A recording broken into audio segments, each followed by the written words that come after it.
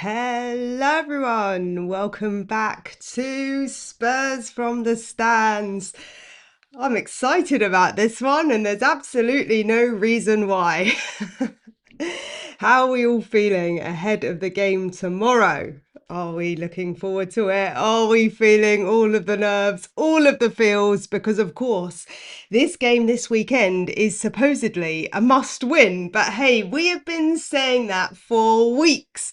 We've been saying that not just for weeks, actually. We've been saying that for the best part of, well, coming up to May. So, best part of 4 months now. Best part of 4 months, we've been saying this is a must win game about every single game. And so, look, guys, it's kind of now or never. This is not the last chance saloon, let's be honest, because there are still 4 more games to play after this one. But in terms of picking up momentum, in terms of picking up confidence, in terms of getting this over the line so that we can actually progress with the rest of this season, this is pretty much the be all and end all. Because I think when you look ahead to the fixtures that we have coming up, this is arguably on paper, probably the game that would be supposedly the easiest to win. But you never know, right? You never know, because for Wolves, they've got nothing to play for anymore. They are relegated and they are going to want to take Tottenham Hotspur down with them. Let's be honest about the situation. And for the past few seasons, whenever we've gone to Molineux, we haven't managed to get a win over the line. So this is one of those occasions where all odds would be placed on Tottenham Hotspur. As Roy Keane said, he has us staying up, but at the end of the day, the team have to show the fight. And not just the fight, they have to dig out the win. They have to get this one over the line, because for the last few games now, we've conceded goals just before half time. We've conceded goals just before the final whistle goes. And so this really is about a mental state and the psychological place of where the players are at to see whether they can actually dig this one out and get it across the line. So what are we saying in the chat, guys? Hello, welcome in. Welcome in. I hope we're live. I didn't do a check today. Didn't do a check today.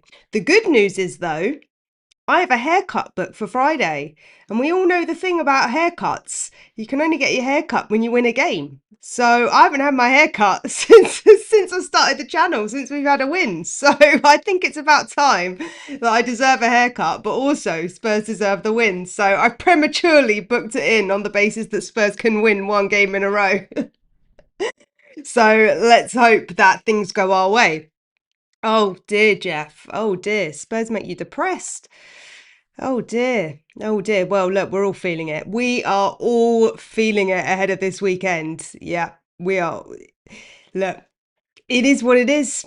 It is what it is. It's history in the making if you want to look at the upside. I don't know if that is much of an upside these days, but but this is a definitely must. Apologies if there's some, I don't know, can people hear the drilling in the background? My neighbours are having a bit of a drilling session. Not in that kind of way, but they're doing some building works. I don't know how loud it is. I don't know if it's really loud. Guys, let me know if the microphone's picking it up, because if it is, then maybe we'll postpone this. But hopefully it's not too bad.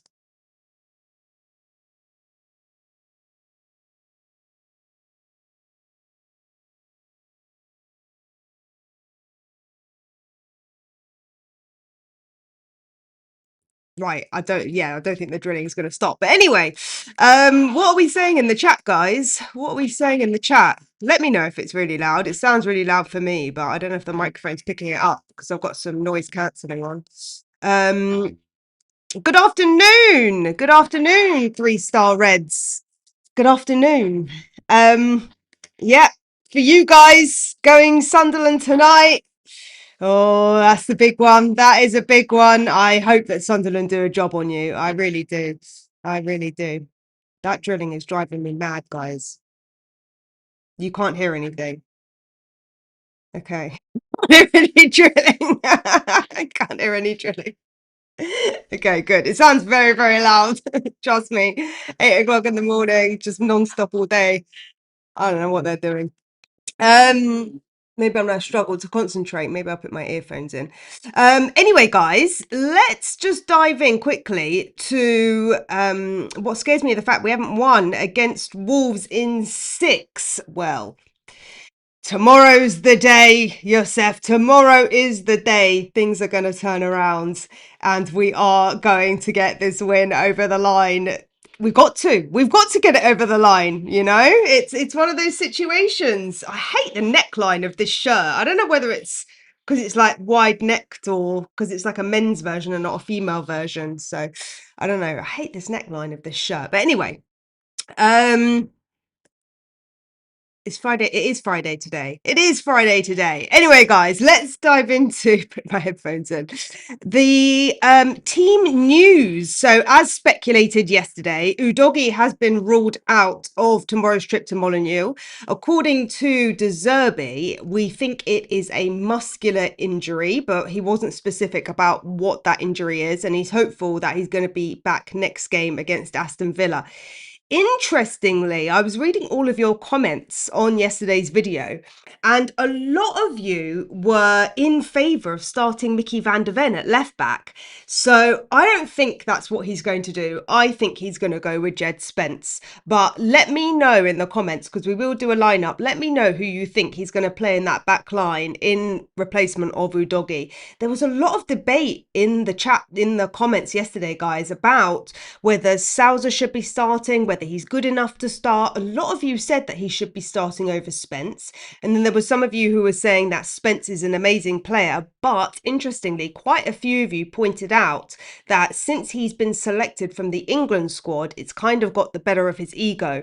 And so he maybe thinks he's better than he actually is, and therefore he's not showing his best on the pitch. So there was quite a few comments that made that suggestion, particularly around the England situation with Jed Spence. And look, there's no guarantees he's actually going to get in the squad for England. You know, it's not a given. Just because he played at the last international break, it doesn't mean that he's going to be selected for England. So I think there's better players in the England selection rather than Jed Spence. For me, I think Jed Spence is a really good player. I think it's just the attitude and the way that he just sort of drops his head. He lets down his teammates at times. But hey, that's the entire squad. Let's be realistic. The whole squad at times let each other down and they just check out. And then it leads to other players covering their backs. And then mistakes happen, as we've seen repeatedly time and time again this season. So there can be no mistakes tomorrow. And if you are going to make a mistake, then you have to make it up at the other end of the pitch. But that aside, unfortunately, Destiny Udogi is out injured. So unfortunately, I do think he is miles better than Spence. Even though some of you said that Spence is better, I still think Udogi's better. But personal opinion, look, we're talking about the lesser of two evils here. We're talking about probably two 6.5 out of 10 players, right? Two 7 out of, on a good day, maybe a 7 out of 10, right? So you're talking about two mediocre players, right? We're not talking about, you know, having the best left backs, that kind of situation. So it's kind of a catch-22 for De Zerbi. He did say that Sousa is available and he mentioned him. He also mentioned that James Maddison is still unavailable because he felt some pain this week. However, he will be with the team, so he'll be travelling to Molineux on Saturday. Pat Matassar, the reason why he missed the Brighton game was because he has a shoulder issue, so he is also not available to play to face Wolves. I think that injury, the shoulder injury, came off the back of the international break. There was speculation that in the last game played in the internationals for Senegal, he unfortunately hurt his shoulder, so that would explain why we didn't see him in the squad for selection last game. And Vicario is also remaining out on the bench, although he is expected to start training on Monday, according to Roberto De Zerbi. Now, he was asked he was asked about Kevin Danso. He was asked about Kevin Danso and the racist abuse that he suffered off the back of last game, which of course we very briefly touched on because I didn't really want to give it too much airtime, if I'm completely honest, because look, I know being a female on here, I get loads of sexist comments, misogynist comments, right? And it doesn't matter what sex you are, what gender you are, what race you are. It really shouldn't even matter. But on the matter, De Zerbi said, I was very annoyed by the racist insult towards Kevin, but he has to be calm. I'm proud for him. He played a fantastic game, not a good game, a fantastic game. It was not important for the result, but I don't consider one mistake so important. I consider the attitude, I consider the behaviour on the pitch, the quality in which he played the game, the personality while he played the game. He will be here next season because he's a good guy. So here you go, people. If we're all good people, then you get a spot at Spurs. He did say he's a very good player and every one of us is very lucky to work with him. So that was him on the situation.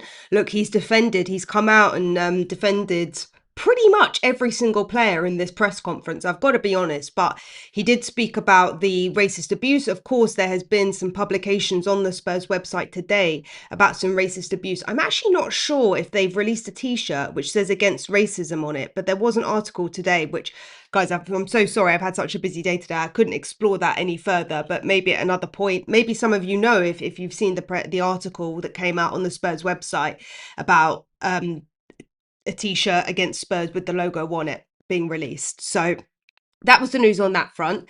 In terms of Dejan Kulusevski, he did speak about Kulusevski and he said, I'm so sorry for him because he was one of my perfect players.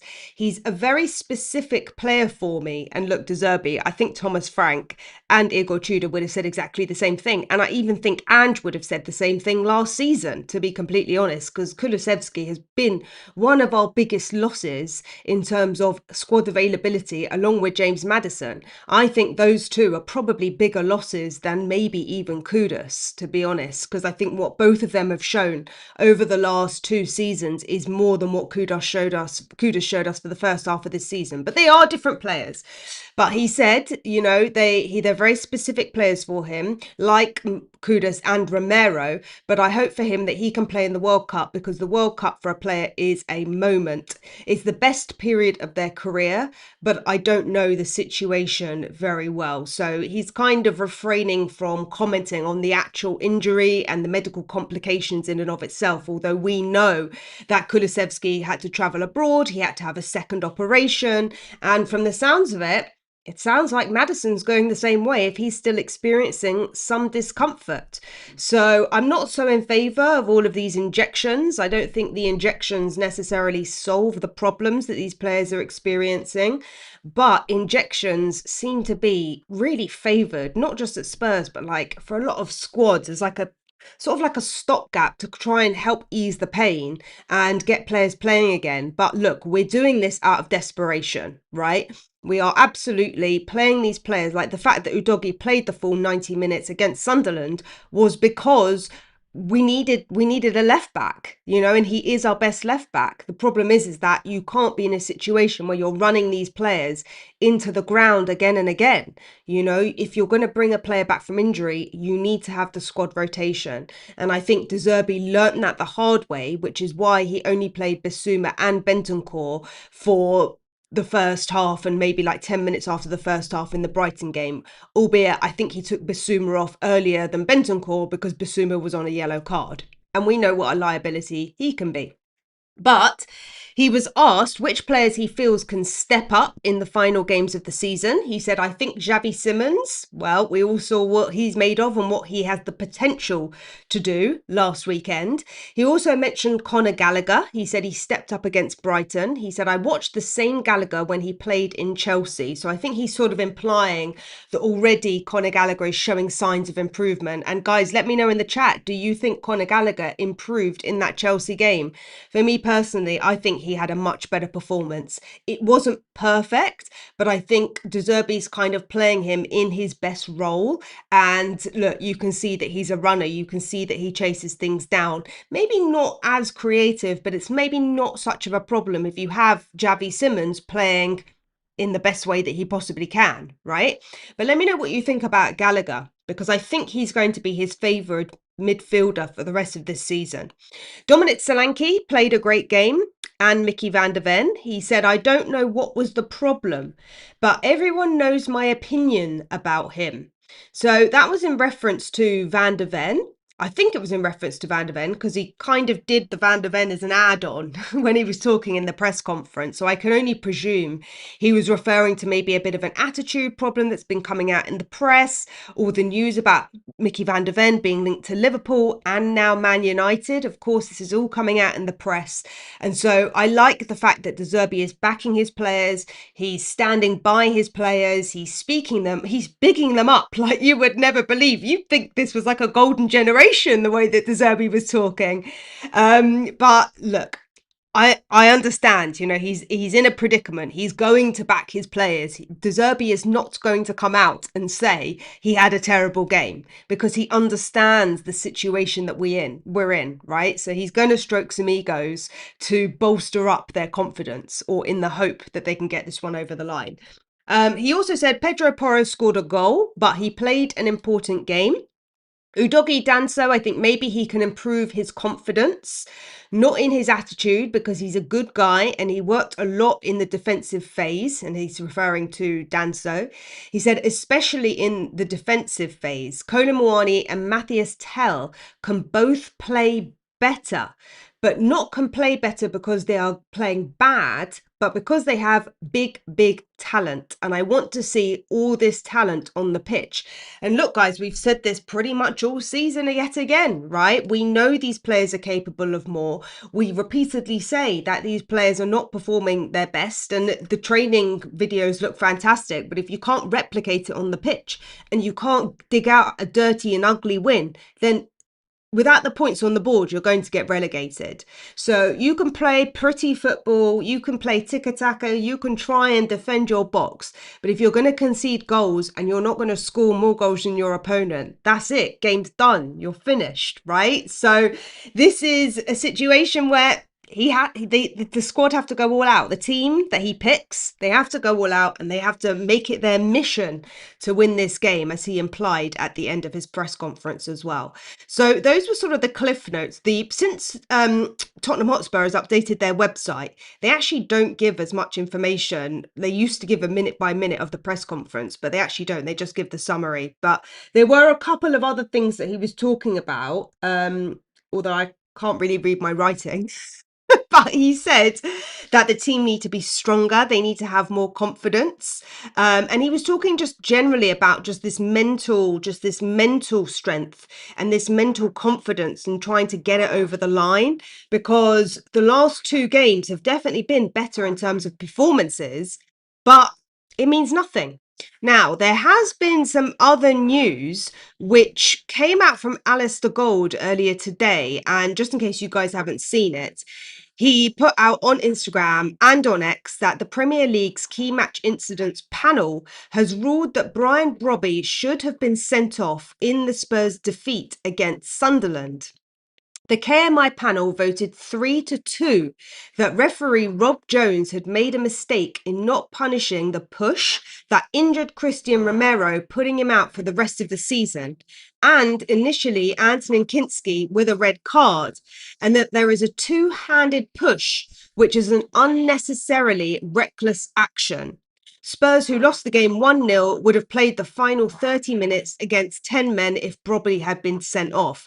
And look, arguably, there was also a foul on Romero earlier on in the game, and Brobby should have been sent off. So Brobby was exceedingly lucky that he got to play and see out that entire game. And the fact, look, he didn't even get a yellow card, Brobby, in the game against Sunderland. If that was a yellow card, maybe VAR review it and maybe it goes overturned. But what's the point in saying it now? We can't go back and replay the game. And that was also something that was picked up in the press conference. He was asked about it. They said to him, what do you think of the situation that the red card has been reviewed and it's been suggested that it was a red card? But it sounds like, he said we can't go back and we can't replay the game. It doesn't matter.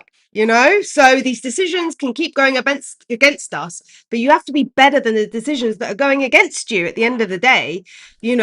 But yeah, exactly. I'm just in the chat up here, but yeah, it's daylight robbery. It was daylight robbery. It really, really was, because we could all see it.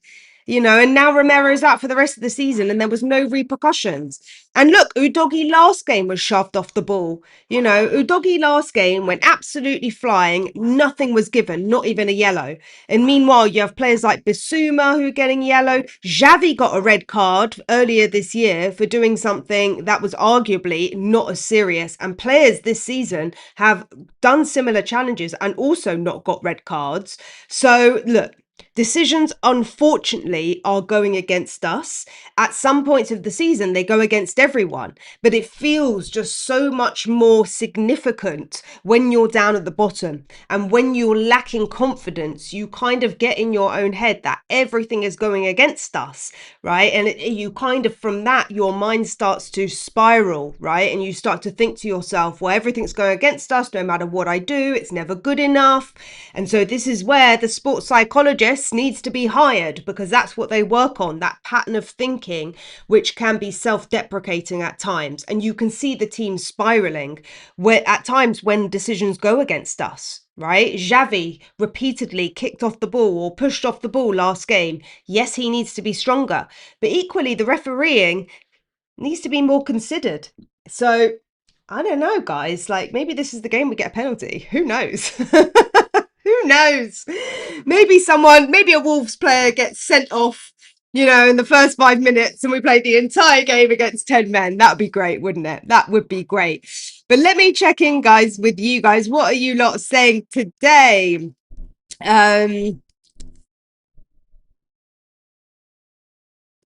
Afternoon, mate.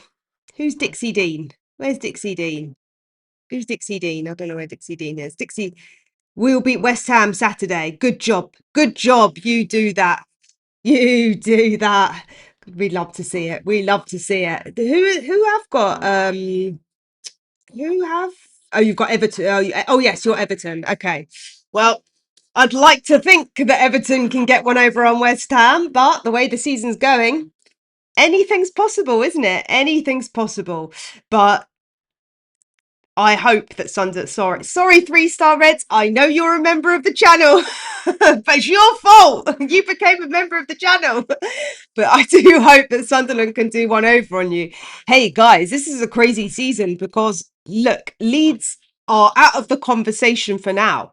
But there is a world, a very extreme and unlikely world, in which Leeds win the FA Cup, get Europa League, and get relegated. Okay, there is a world in which Nottingham Forest win the Europa League and get relegated. So last season, for all the conversation and talk about Spurs finishing 17th and maybe getting relegated, the chance this season of either Leeds or Forest, getting really far in Europe and going again next season and being relegated is just crazy. But there is a world in which it could happen. Unlikely, but you never know.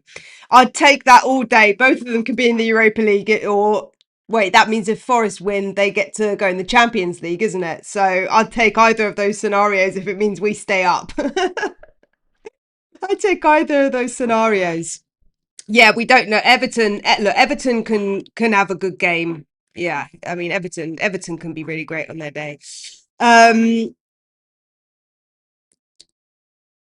if we don't win, don't cut it. No, it needs a haircut. We need a haircut. We need a haircut. Plus, I've manifested it now. It's already in the diary. I had to wait 3 months for this haircut. So if we're waiting 3 months for a haircut, we can wait 3 months for a Tottenham win.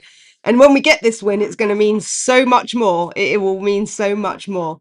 But yeah, I empathize with you, Jeff. We all feel it. We're all feeling it.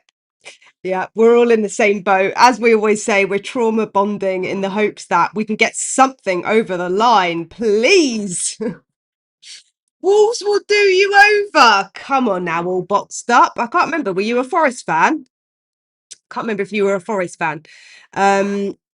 My neckline looks fine, thank you. It's the shirt. It's not my neck. It's the shirt. I think it's because it's like a men's shirt. It like fits a bit different. But this is the last time I buy off that place online.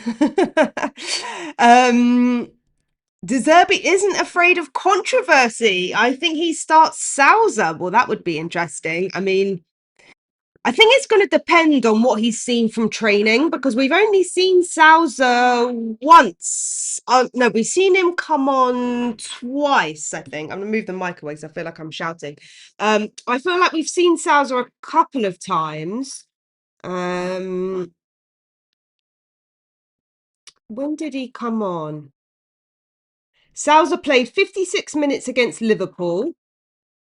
He played, that was it. He played 43 minutes against Palace. He was on a yellow and then he got sent off because Van der Ven got sent off. And Sousa also played the last 10 for the Fulham game. And he also had 35 minutes against United. So in all of his games, the highest he's got is a 6.3 and he got a 5.9 against Palace. So yeah, it's going to depend on what he's seen in training. I can't remember. Was he even on the bench last game, Sousa? I can't actually remember if he was on the bench against Brighton. I don't think he was. I don't think he was, but I'm not sure. I think this is more about experience and confidence for this game, and that's why I think he's going to go with Spence. That's why I think he's going to go with Spence. Jed Spence played a big part in getting Forest to the top flight, just like Brennan Johnson did. We'll always have time for both of them. Put no way Spence goes to the World Cup.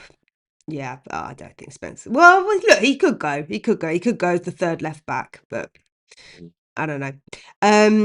A lot of you are saying the attitude. Yeah, I spoke about this a while ago, didn't I? Yeah, attitude needs to be improved. Look, Conte said this about Spence. This is why Conte didn't play Spence, right? He refused to play Spence, and then Ange came in, managed to get a tune out of him, and because Udogie was injured, we were in a situation where because he's a versatile player and that he can play left back, despite the fact that he's not fantastic at left back, you know, it was kind of one of those situations where he became favoured under Ange, albeit when Udogie was in our back line, we played a lot better under Ange.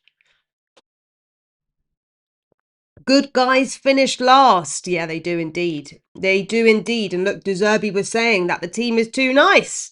He said it. He said it a few times now that the team is too nice, and it's true, right? You need to show a bit of grit. You need to show a bit of fire in your belly. You need to get up for this fight, right? Because if you go into this game with the mindset of like, oh, we're going to try our hardest, I don't think it's going to get them over the line. I can see there's some really excited people in the chat who are saying that we're not going to win tomorrow. You're not going to win tomorrow. Who do you support? Akabal? Aisha? I don't know how you pronounce that. Aikabal. Who do you actually support? Because you're clearly not Spurs. You're clearly not Spurs. We can sniff it out. Closing out a match is as important as scoring a goal. Indeed, it is, Nick. Indeed. I'd say it's even more important. It's even because look, you can play pretty football, but it doesn't matter. Where we are right now is in need of 3 points. That's where we are right now. And if we were in a situation tonight that Sunderland do one over on Forest, although I'm not confident that's going to happen, but it could happen, and we win, you'll only be 2 points behind Forest, and then it's game on again, right? But if you let them extend their lead above us, the mentality is only going to drop again and we're going to be back in this cycle. Like, this is the opportunity. Because West Ham dropped points earlier this week, this is the opportunity, and everyone's saying they're going to beat Everton. Well, they couldn't beat Crystal Palace. So I think Everton and Crystal Palace are probably both very even teams. So, look, on your day, you can beat anyone. It's being played at West Ham, right? West Ham are playing at home this weekend, I think. So, yeah. I wouldn't call the Spurs owners good guys. Well, it wasn't me that called them good guys.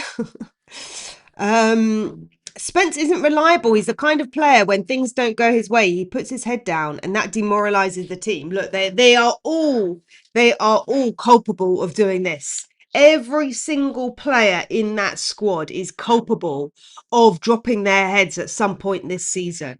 Mickey Van der Ven, Romero, even Porro at times, Xavi, Gallagher, we've all seen them do it. I mean, Moani's pretty much has had his head dropped the entire season. I mean, let's be realistic about it. He was asked about Moani in the press conference as well, but that doesn't seem to be in the notes. And I can't remember what he said. He basically just said that he's got more in him. But we all expect that. We all expect more from Moani. He's done nothing. So of course you expect you got to be better than providing nothing, right? Like, what is it? 2 goals this season? So you got to be better than that. I mean, Xavi, he scored his goal last game. That's only his second of the season. So you've got to put things in perspective here. Xavi will be magnificent under De Zerbi. I think Xavi just needs a bit of confidence. He just needs a bit of confidence. The license to get forward a little bit more, to be more creative. And look, I think Xavi is a baller, but he's still a bit lightweight. Look, sometimes players come into the Premier League and they take a bit of time to adapt. And in an ideal scenario, you would have 2 players there and you'd be rotating Xavi and he would be worn out every single game. But the situation is that because he's playing in and out every single game, look, we know this season he played through injury under Frank, so mentality wise, I think Xavi has it. The question is, can he perform like that on game day? And that does come down to the mindset and the mentality at the end of the day.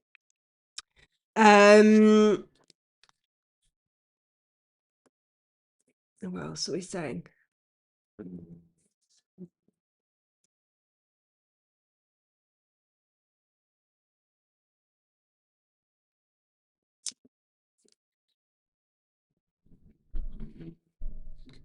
Sorry, guys, I'm just checking something.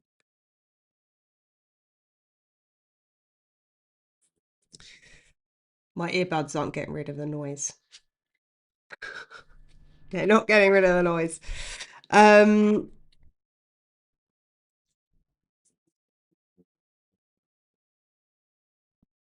annoying. Well, as long as you guys can't hear it. What else are we saying? How will the players react if they lose against Wolves? Well, probably the same way that they've been reacting all season. For the last what are we now? 15 games without a win. 15 games without a win, guys. And our longest run in Spurs history, not just Premier League history, in Spurs history, 16 games on the bounce is the most we've gone without a win. So if we don't win this game, this is officially one of the longest runs that we've ever had without a win. So, these players, they don't want that on their resume. They do not want to be part of the team that lost the most or didn't win a game for 16 games in a row. They do not want that on their resume. So that, yeah, says it all. Says it all. 15 games without a win. Diabolical. Well overdue a haircut. Win 1 game in a row and we can all get our haircut. We need a whole new left side, right, mate? Someone said something funny today. Udogi like a Tampax, 1 for 1 and off for 3.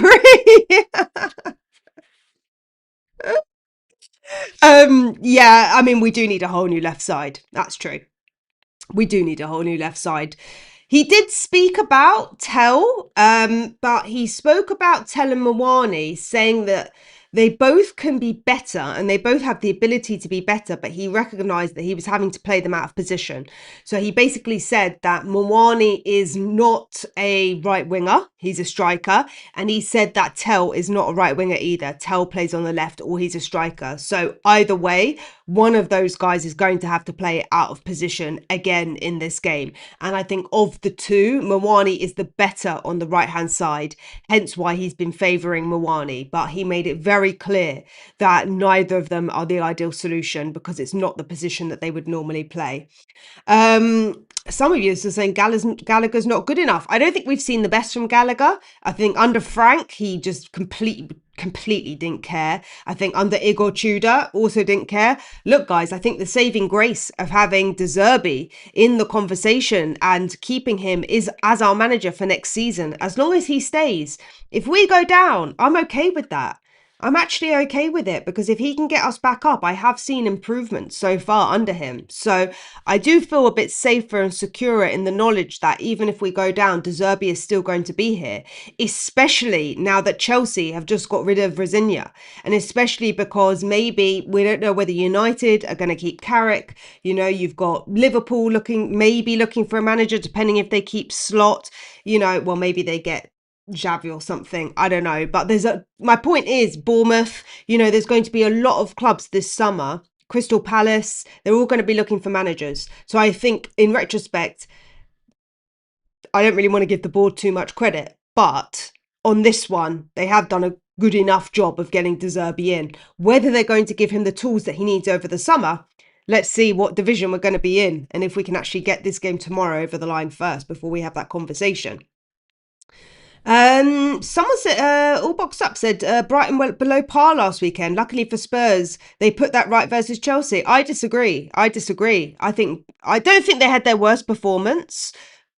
For sure, they weren't having their best performance, but I think that's because we made them look that way. We absolutely made them look that way.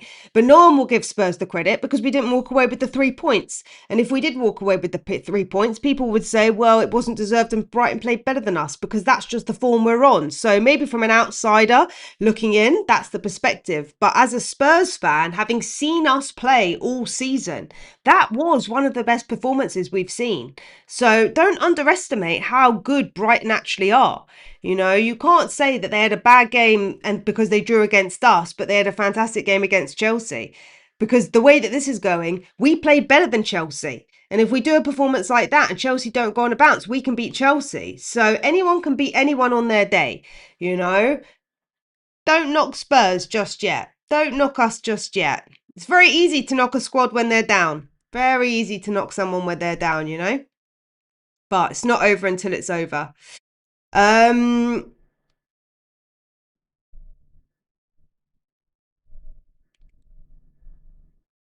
No, Madders isn't fit enough. Madders, according to De Zerbi, is not fit enough.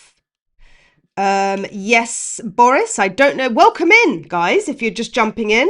Welcome if you're here for the first time. Please do like, subscribe, comment, share, hype, all that jazz, because it helps the channel. But Boris, we did discuss this at the beginning of the stream. If you've just hopped on, we were speaking about the decision against Brobby in the Sunderland game, which supposedly was ruled out by the referees in retrospect that it should have actually been a red card, but it's completely useless now. Look, guys, we've had so many decisions go against us this season. It's a joke. It is a joke. It is. I get people in the comments all the time saying, you're crazy woman and crazy lady because you think all your conspiracy theories. Well, it's not a theory, is it? It's not a conspiracy theory if it's been proven that it should have been a red card and in retrospect they said it was a red card. That's not a conspiracy theory. That is poor refereeing, which is biased on the field at the time against the team which deserved the foul against them. That's the bottom line, so I don't know what people are on about. But maybe you still think that I'm crazy and there shouldn't be a conspiracy theory. I don't know. But the only other team this season that hasn't had a goal penalty in the Premier League is Aston Villa. So Spurs and Aston Villa, the only two teams in the Prem this year who haven't had a penalty. And we've been awarded penalties. But when they've looked at VAR, they decided that they weren't penalties, even though in retrospect, they were clearly shown that they should have been. So there's no conspiracy theory about it, guys. It's just really, really poor refereeing against us. Yeah, thanks, 3-star Reds. In the words of Marinakis, the result at the end of the day. No matter who gets relegated, we will all still remain friends. I don't know, maybe more frenemies. We can be friends, but not on game day. Okay, on game day, we're not friends. Okay, even if you are a member of the channel, it's appreciated. We're here for the banter, but I don't know if we're friends on game day, especially not tonight. I won't be rooting for you lot tonight, that's for sure. But I appreciate the support, so thank you very much. Um, West Brom have been deducted 2 more points. Sarah, hey Kerry. Like the way you run an objective common sense channel. I'm just being nosy. I think your game at Wolves is largely influenced by which team score first. Well, Kerry, are you a Wolves fan? Are you a Wolves fan? But look, I don't know. I try to be a bit objective. I get it from my dad. I get it from my dad. But I also have a lot of friends that support a lot of other teams as well. So I listen to their opinions on what they think about Spurs as well. So when you see objectively, and also I think because I went on the football terrace, was it last night? God, the days are blurring. Um, and I think they were surprised at the fact that I was like, it's done. We're getting relegated. I'm at peace with it. I've accepted it. And I think people are surprised at that. But I think as a Spurs fan, if you are one of those people holding out hope that we're going to get something, really you need this weekend to really give you that belief. For the rest of us that are already resigned to the fact that this is the worst team we've pretty much ever seen in Tottenham Hotspur's history, then the reality just smacks you in the face because you can't sing the praises of a squad who haven't won a game in 15, And quite honestly, if you haven't won a game, then yeah, we do deserve to be down there. We do.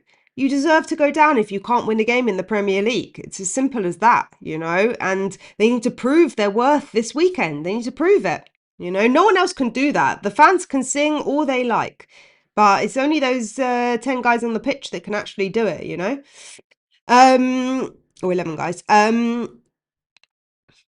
Since Brighton game, I'm genuinely scared.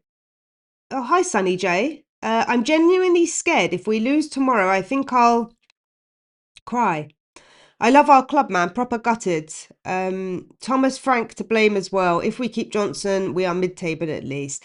Forget Johnson, guys. Forget Johnson. He cannot get into the Palace team. We all watched the West Ham versus Crystal Palace game earlier this week. He had an absolute sitter that he missed. An absolute sitter. In fact, he had two sitters.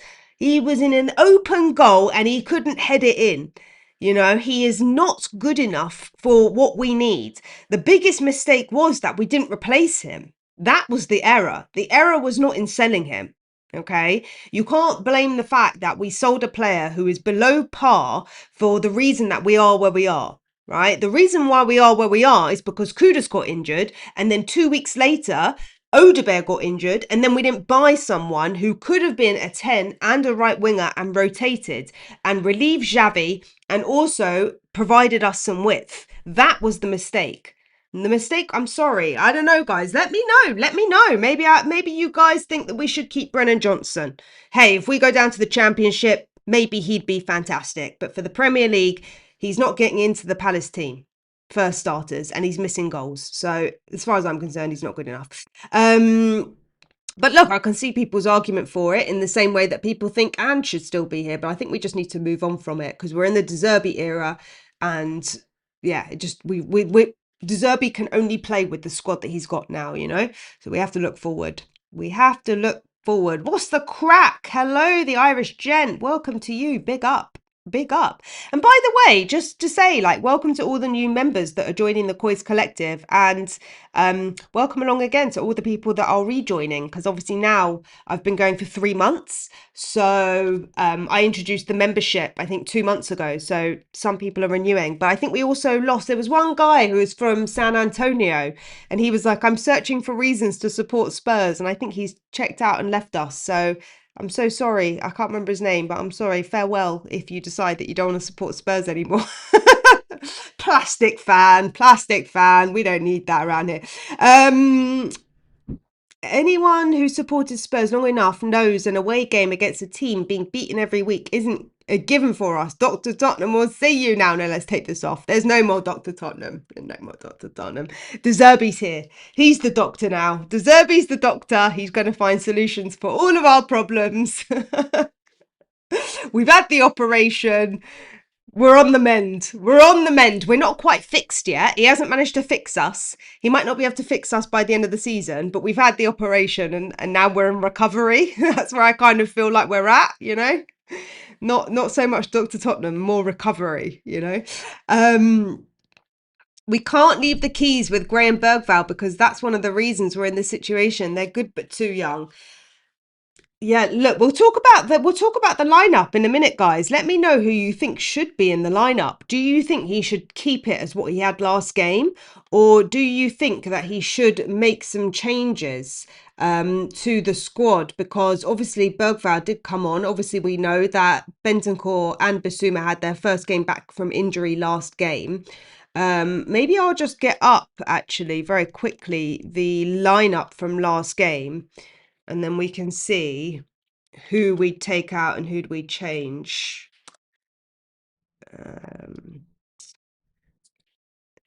Bentancur. Let me just see.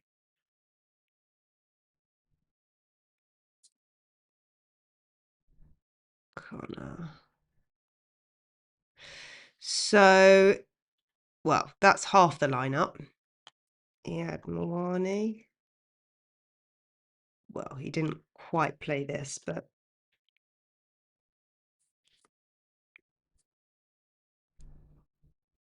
he sort of played it like that, didn't he, last game? So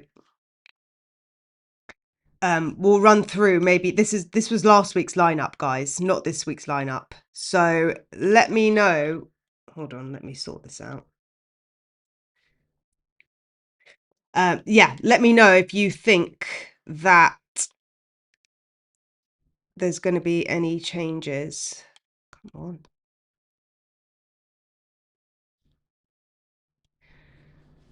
Why is it frozen?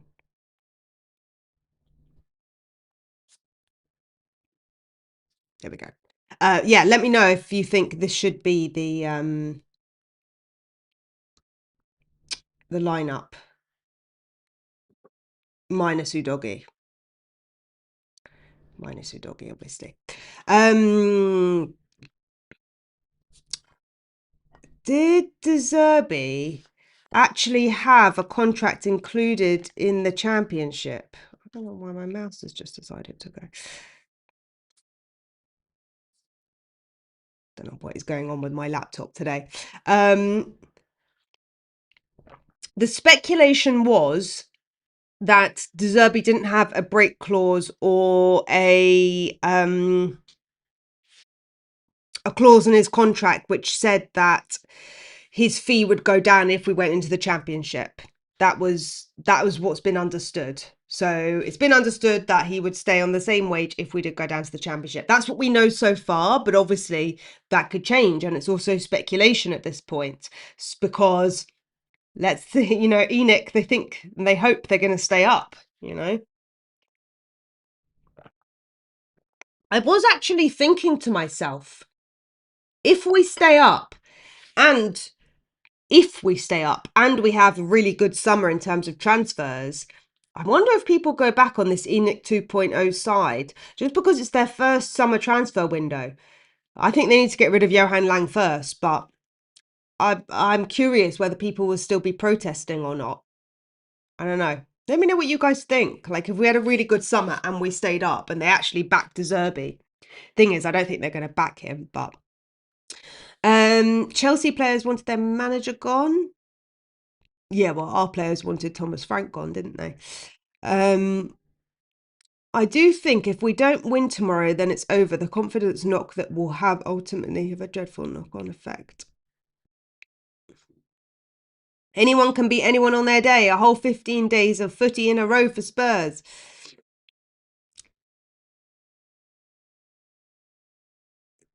I don't know what you mean, 15 individual days of footy in a row. What does that mean? A whole individual, 15 individual days. You mean, is that like training or something? I don't know if you mean like training. What is up with my mouse? What's up with my mouse? I'm going to sound like a hater, but if we stay in the Premier League, everyone has to leave except for 2 to 3 players. But if we get relegated, everyone has to stay. Look, the whole thing with transfers, okay, is it's not just about whether a player is good or not. It's also about their contracts. It's also about how long they've got on their contracts, how young they are, how old they are, how they fit into the squad, whether there's balance in the squad, depth in the squad. Right now, the squad is really out of balance, and we have several players that are coming up to the end of their contracts. Bissouma, Richarlison, look, we've spoken about a lot of them many, many times. And there was speculation this week that Paulinho is going to stay if he keeps performing the way he is. So there might be a question mark there around whether Paulinho stays if we end up in the Premier League. I don't know. Time's going to tell. Sometimes they just say these things because they want to get the fee up or they want to get the fee down. But apparently they're not willing to spend the 25 million, I think it was euros, that Bayern Munich are asking. So they want to keep Paulinho, but they don't want to spend that. And I would imagine because they're looking to keep Paulinho, then they get rid of Bissouma. But we heard the backlash under Thomas Frank, Bentancur and Paulinho, they were not favoured by fans. They were not favoured by fans at all. So it will be interesting if we get rid of Bissouma and we end up keeping Paulinho. I think a few fans will have something to say about that. Although I think that De Zerbi's style is very different to Frank because he was using them as very holding midfielders, whereas Bentancur can be a bit more progressive. He can be creative on his day, Bentancur, but we just haven't seen the best from him since he's come back from injury. It's going to take him a while, I think. But let's go through the lineup. This for this weekend. Hi Noah. My mouse is being dodgy and the click is weird. Let me get rid of this. So, well, the first change that's going to come is going to be our left back position. So I think Kinski obviously stays because he spoke about the fact that Vicario is not going to be fit for this game, so he won't be on the bench. Pedro Porro, I think, keeps his space on the right back position. That's probably a no-brainer.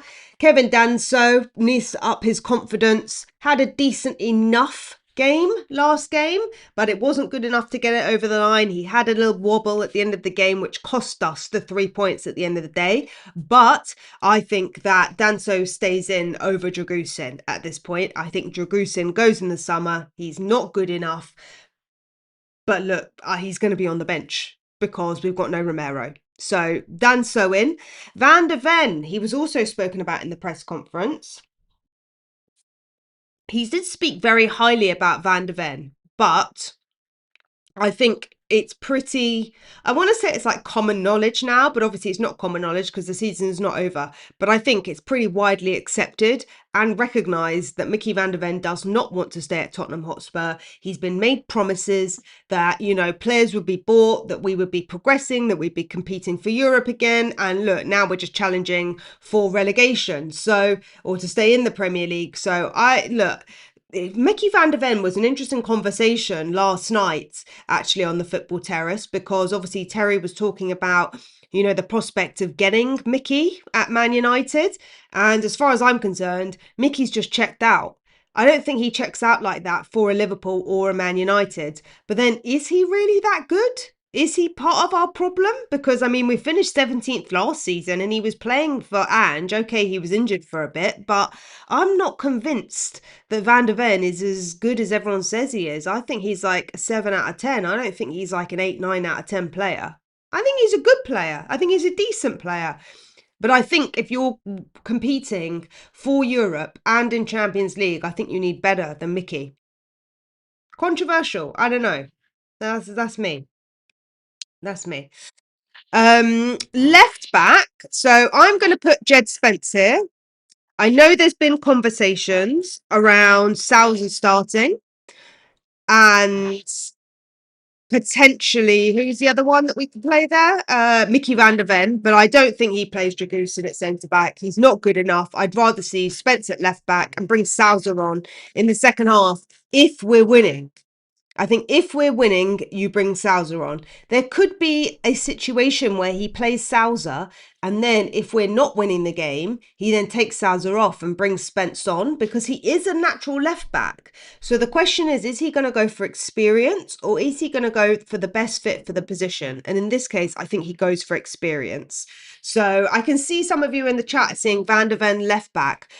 So Dragusin is not good enough, guys. Dragusin kills me. He kills me, honestly.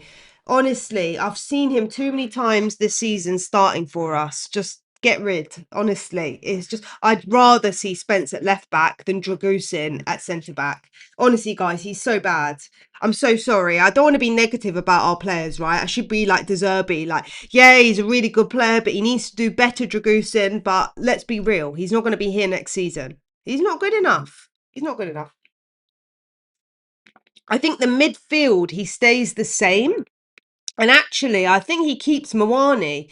The only one I'm not too sure about is if he plays Richie instead of Solanke, but he hasn't mentioned Richie at all in any of his press conferences. None of his press conferences, he's actually mentioned Richie. He might have mentioned him in the first one, but he clearly favours Solanke. He hasn't even, did he even bring Richie on as a sub? I don't think he even brought Richie on as a sub, did he? Yeah, Richie hasn't been played as a sub. I don't think.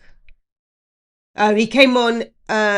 He played 61 minutes in Sunderland. I'm sorry. He played against Sunderland as the left winger. Against Sunderland, he played Bergvall and Gray in midfield with Gallagher and Mawani on the right and Richarlison on the left. And I think he realised that didn't work, which is why in this case, I think he's found a better solution. So I don't think he goes back to that. I'm just trying to think, would he play Bergvall and Bentancur? Would he play Bergvall and Bentancur? Don't know if he plays Bergvall and Bentancur. Could play Bergvall and Bentancur, I suppose. Bergvall was very good when he came on last game, but I don't think he starts for us. I don't think he starts for us. Also, this formation is not quite it. I think it's more of like a. It's more of like a four. It's more like a 4-2-3-1, isn't it?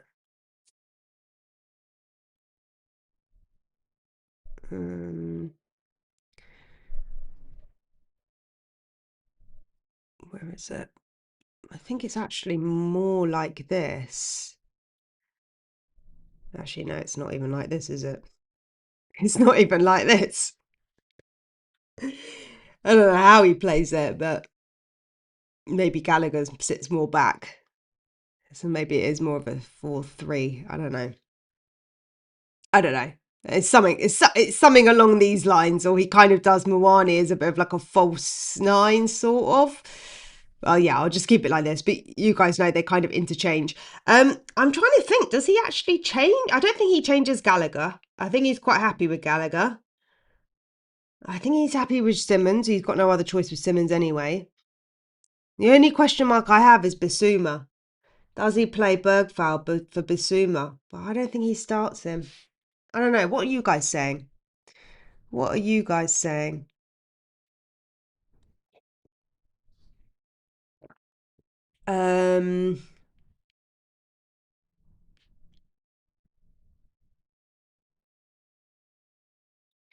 Yeah, please do. Okay, I'm giving up with my mouse. My mouse, I don't know what's going on with my ass, but yes, please do. Are we almost on 100 likes? I don't know. I haven't actually got up the YouTube, but yeah, if you can get it to 100 likes, I don't know how many likes we're on. It's free. Doesn't cost anything. Support the channel if you're watching. Yeah, big up now. What is that shirt you've got in that picture? I'm not sure I'm a fan of that one though. But thanks for the support. Play two up top, Xavi in behind, three more midfielders. Three in behind. Xavi in behind, three more midfielders. Okay, so the thing about the Zerbi ball, if we're going to call it that, is that it's very attacking. And if you play two up top with Xavi behind and three midfielders, I don't think it's as attacking. I think you're looking at a situation actually where it's more like, in reality, when it actually gets played out, it's probably more like this, in all honesty. Something a bit, well, the way that this is put it, that you'd put those a bit nearer in, right? But he kind of sort of plays it a bit like this, sort of ish. It's a very lopsided team. This is the thing, we've got no balance. I mean, it makes me think maybe he does play Tell. Maybe he does play Tell, but he only plays one of Mawani. He only plays one of Mawani and Tell. You can't play Mawani and Tell because they're not good enough. They're both not good enough. But I think it's kind of more like this. So he sort of plays Mawani off on the right as sort of like a. That's kind of what we saw last game. It's kind of what we saw last game. Ish. Stop starting Mawani. I mean, I would if I could. Look, your only other option is Tell. And as I just said, the team is out of balance. So he doesn't have an option. Yeah, I don't like it. I don't like it, guys. I don't like Tell on the right. I don't like Tell on the left. I'm not Tell's biggest fan. I'm sorry. I'm sorry. I'm not his biggest fan. I like him. He's a young kid. He's promising. But right now, for what we need, it's not good enough. We're in the position we're in because of the squad we've got available and because of the injuries that we've got. You know, so you can't start based on the performance last game. He found a formula that worked for 94 minutes of the game. So he's not going to change it too much. I can't really see him changing it too much. Richard says Kinski, Sousa, you've all gone Sousa, Van der Ven, Danso, Porro, Bis, Bendengala, Simmons, Dom, Richie. What, so you'd put Richie on the right? I don't think Richie can play on the right. I mean, we saw Gallagher play on the right under Frank. That was awful. We also saw him play on the right under Tudor, and that was also awful. It's a catch-22, guys. It really is. He's damned if he does, and he's damned if he doesn't. That's the truth of the situation. There is no ideal situation in this. There really isn't. You're talking about like the best of a bad bunch. Do you know what I mean? Best of a bad situation. So, yeah, we had about 5 wins and we flopped them all. Yeah. Do you know what? I've actually tried not to put must win in the thumbnail because it got to the point. I did it in one game and then I was like, we're literally saying this every game. So I stopped putting must win in the thumbnail. I have put it in there again today, must win, because this one is the must win. But I stopped saying it after a while because I was like, we keep saying this every game and every game's a must win. We've said this for the past 15 games. So we started saying it when we were in 13th, didn't we? And now we're still saying it and we're in 18th. So, yeah.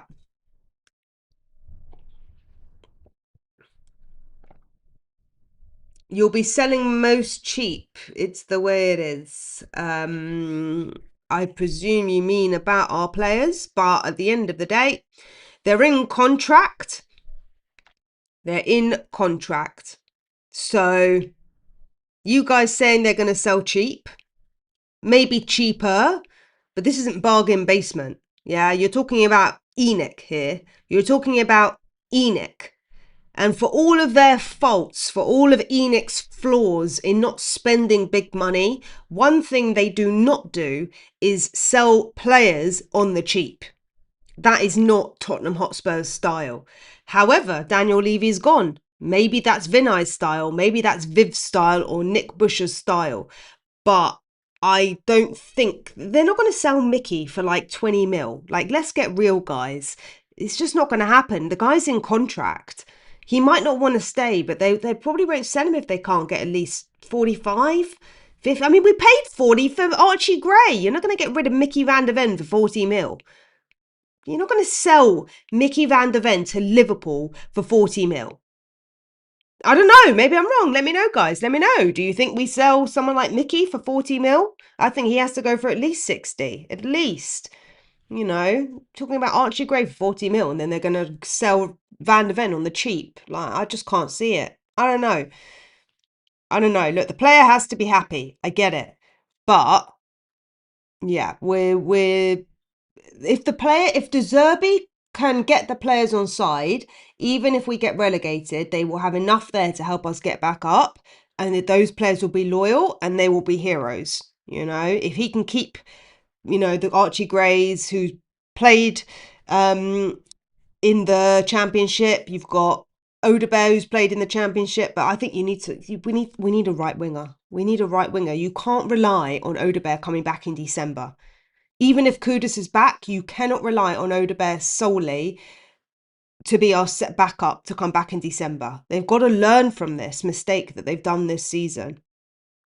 When this atrocious season is over, we can speculate on sales, bad managers and low confidence players. We have 5 games to end this nightmare. Exactly, Susan. Hello, big up to you. What's it like in America today? I always say this every time. I'm like, are you in Mexico? I don't know why I keep thinking you're in Mexico. I think that's because there's someone else in Mexico. I don't know why I keep saying that. But anyway, big up to you. It must be the morning where you are, so good morning. Very sunny here today. Unpopular opinion. I reckon Mawani gets a hard time because he's always playing out of position. If he played main centre forward, he'd be much better. I'd love to see him there. Or Richie for Lanky. He looked unfit to me. Yeah, I agree. Look, De Zerbi said it himself. He said it himself. He said that Mawani's playing out of position. He's not a right winger. But look, we have Richie that can play on the left, Tell that can play on the left, Mawani that can play on the left, but no one that can play on the right. So blame Daniel Levy for that one. And arguably Johan Lang for not doing his job in January, and Paratici for leaving us in the mud. Yes. Rather than a 4-3-3, would those same players not look better in a 4-4-2 diamond with Basuma and Simmons at the points and 2 up top? 4-4-2. With Basuma and Simmons. I mean, yes, but I don't recall a time where De Zerbi has ever played 4-4-2. I think he played 3-4-3 at Marseille, but I don't think he did a 4-4-2. I don't think he did a 4-4-2 at Brighton. He really likes as many attacking minded players on the pitch. That's what De Zerbi likes in a game. He likes as many attackers on the pitch as possible. And in an ideal world, your defence is stronger than we've got right now. So I can't see him do a 4-4-2. I mean, it's possible, but I just don't think it's really De Zerbi. I mean, I'm trying to be objective about what I want and what the manager's actually going to do. Plus, we've seen 4-4-2 under Igor Tudor and Thomas Frank, and it sucked. Are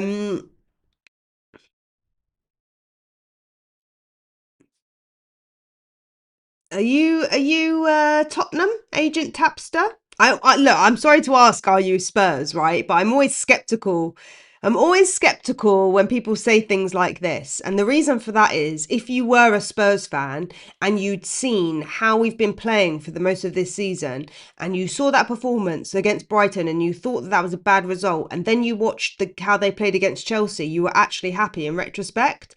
So I don't know. Maybe you are a Spurs fan, but yeah, let me know. Are you a Spurs fan? Are you a Spurs fan?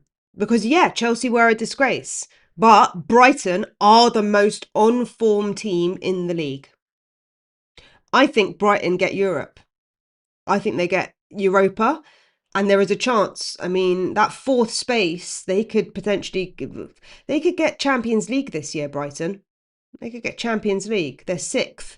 They're 5 points off Liverpool. They haven't lost a game, Brighton, in their last 7. They lost against Arsenal 1-0. And then they were on a really bad run before that. But they beat Liverpool. They beat Sunderland. They beat Chelsea. So, look, they beat Burnley 2-0. Even City couldn't do that. City only beat Burnley 1-0. So it depends which way you spin the story, doesn't it? You know? Depends which way you spin the story. Sarah, love your channel, but being a fan 50 years, can't see where we're going to get any wins or points. Nil. Our run-ins are harder. We left it too late. De Zerbi, all talk, no bounce. Yeah, look, I'm of this same opinion. Like I'm trying to be optimistic, you know, because this might be the last one that we can do this. Because if we lose this and West Ham win and Forest win, then it's game over. It's game over. Season's done. But look, we want to push this till the end of the season. We want an atmosphere. I want to be going to the Everton game. There's 2 home games left. So if we are done by the Villa game, well, no, by Leeds, realistically, if we're done by Leeds, then no one was going to go to the Everton game. So I want to go to that Everton game because it could be the last game in our Premier League for another whole season, like if we're in Championship next year. But equally, it's going to be so heartbreaking that people probably won't go. So I think I think you've got to look. We've got to see it out to the end. You've got to see it to the end. You know, if you can't get anything this weekend, then of course it's done. You know, but there is a world in which Forest get beat and we still take away a point. Like there is a world in which Everton beat West Ham and we take away a point, and then we're only 1 point behind. Like honestly, any scenario could happen. You know, a draw is better than a loss if the other teams around you also drop points, but it's not enough if everyone's picking up points. So this is the dogfight, guys. This is the dogfight. We are well and truly in the thick of it. We're in the thick of it.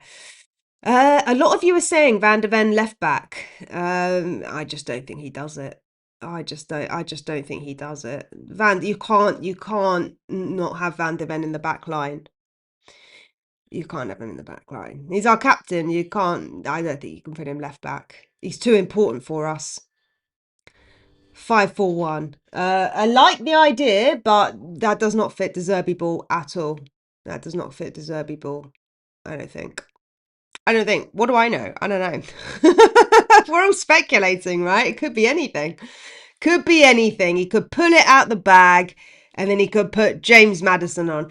The difference with this, CJ, is that you, for Netherlands, you have better centre backs. He's playing next to Van Dijk, so it kind of works. You can't play him as left back next to Dragusin. Besides which, he's our only left-sided centre back. So if you play him at left back, then you have a situation where both Danso and Dragusin are 2 right-sided centre backs. So neither of them are going to be in their right position anyway. So you're going to have to play someone slightly out of position. And the only other reason why Van de Ven plays left back is because Van Dijk plays centre back. When Van Dijk retires, Mickey Van de Ven probably goes as centre back. Probably. Speculatively. I don't know.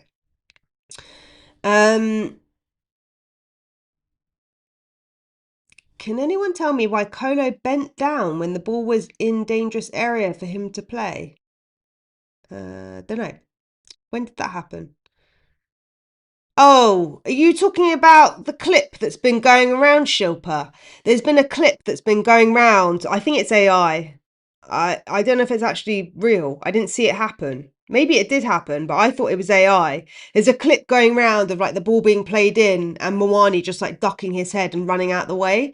I thought it was AI because I don't remember that moment actually happening on the pitch, but then I don't remember every single second that plays. So maybe I'm wrong, but I know what you're talking about. If it is that AI clip, or maybe it's not AI, but I thought it was AI.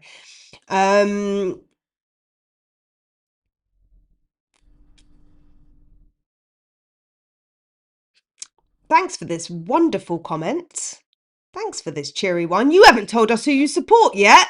You haven't told us who you support. You come into our room, you say the talk, but you don't say who you support. So, are you a hammer? Are you a hammer? Are you a Wolves fan? What's your deal? Icaball. Icaball, what's your deal? But I think that most fans right now have processed where we're at.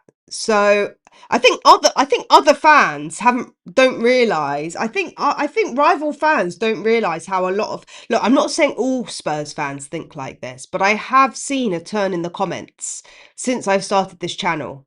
Genuinely, I've seen a lot more people just, coming to terms with things, just getting their head around the eventuality that this is becoming real and we could get relegated right now.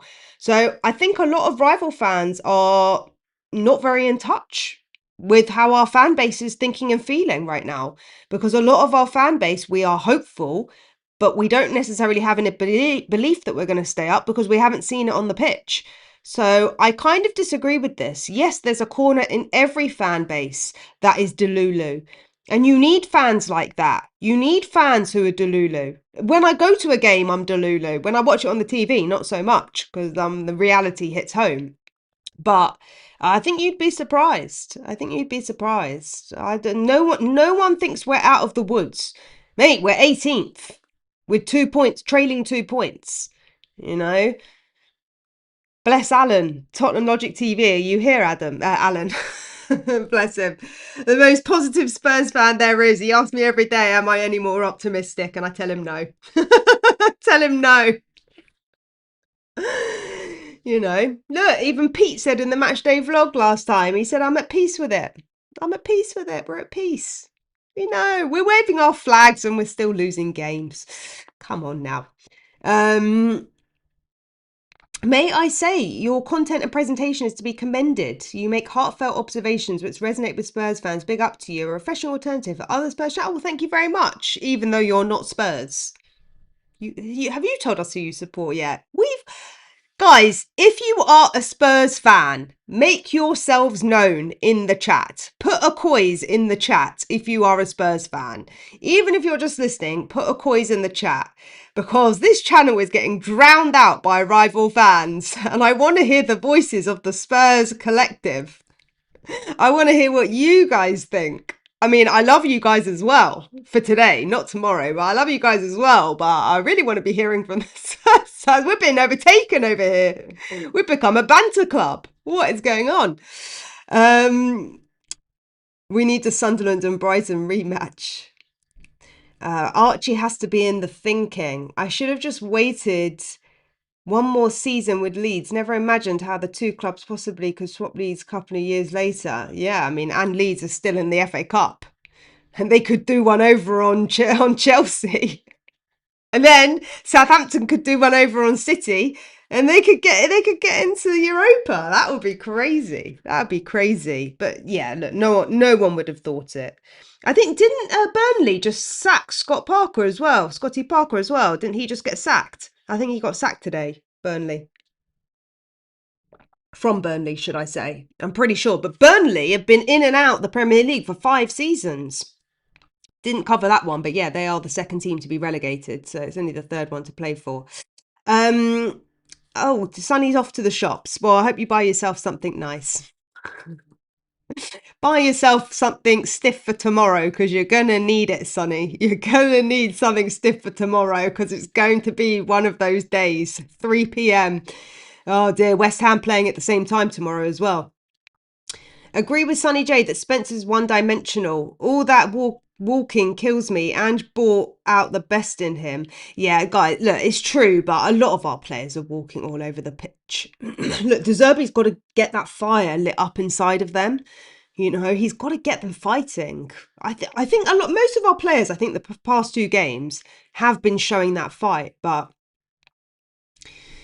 yeah, look, Spence is he's a confidence player, but he's also got a bit of an ego. The guy walks with swag, doesn't he? He walks with swag.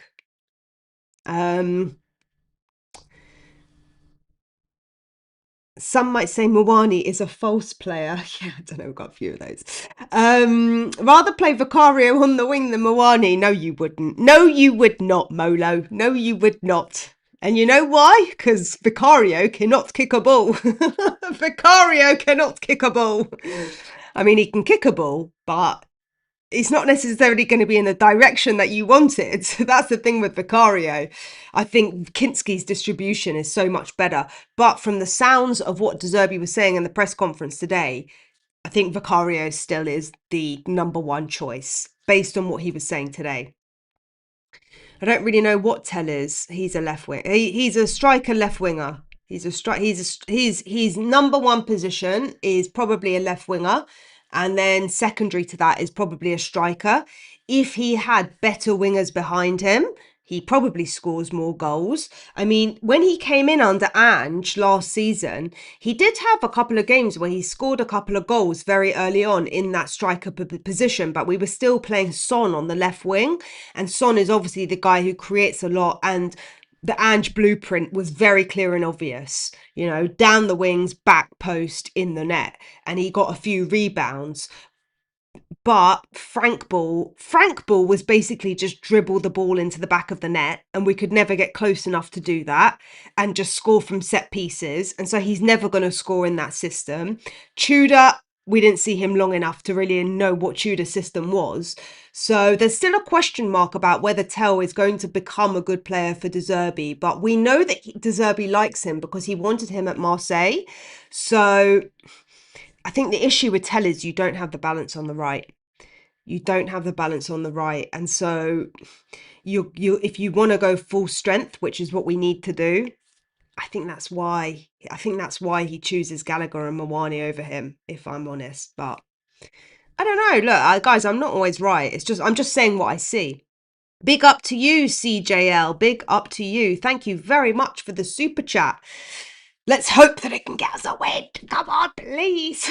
I love the fact that I'm seeing lots of COYS in the chat. Although there's probably not enough COYS in the chat. There's not enough COYS in the chat, guys. Not enough COYS in the chat. We still got Gunners here. What is going on? What is going on, guys? Oh dear. Oh dear. Banter club we've become. Banter club we've become. Honestly, guys. Honestly.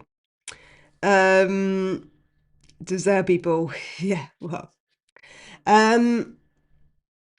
Michael, another non-Spurs fan. Who do you support, mate? I think we need to start a new channel. I think we just need to start a channel. I am actually debating whether to start a channel for the World Cup. I'm debating whether to start a channel for the World Cup. I don't know. Do I really want to make this channel World Cup channel? I don't know. Because I do watch the World Cup. So I'm thinking maybe I could cover the games or something. Like do a bit more of like just a football channel rather than a Spurs channel. Well, I don't know. Maybe I'll put it on here. I don't know. But then you kind of lose the Spurs community. So yeah, I don't really want to lose the core. Do you know what I mean? Because then you end up with like loads of random fans who are not Spurs and you lose the identity of the channel. I don't know. I'm talking out loud, thinking out loud. If you get relegated, you will have to play some of the youth. We'll have to cut large wages. Yeah, look, we've spoken about this. Of course, they'll have to cut wages, but equally, they're not going to sell everyone for free. Who do you support, Michael?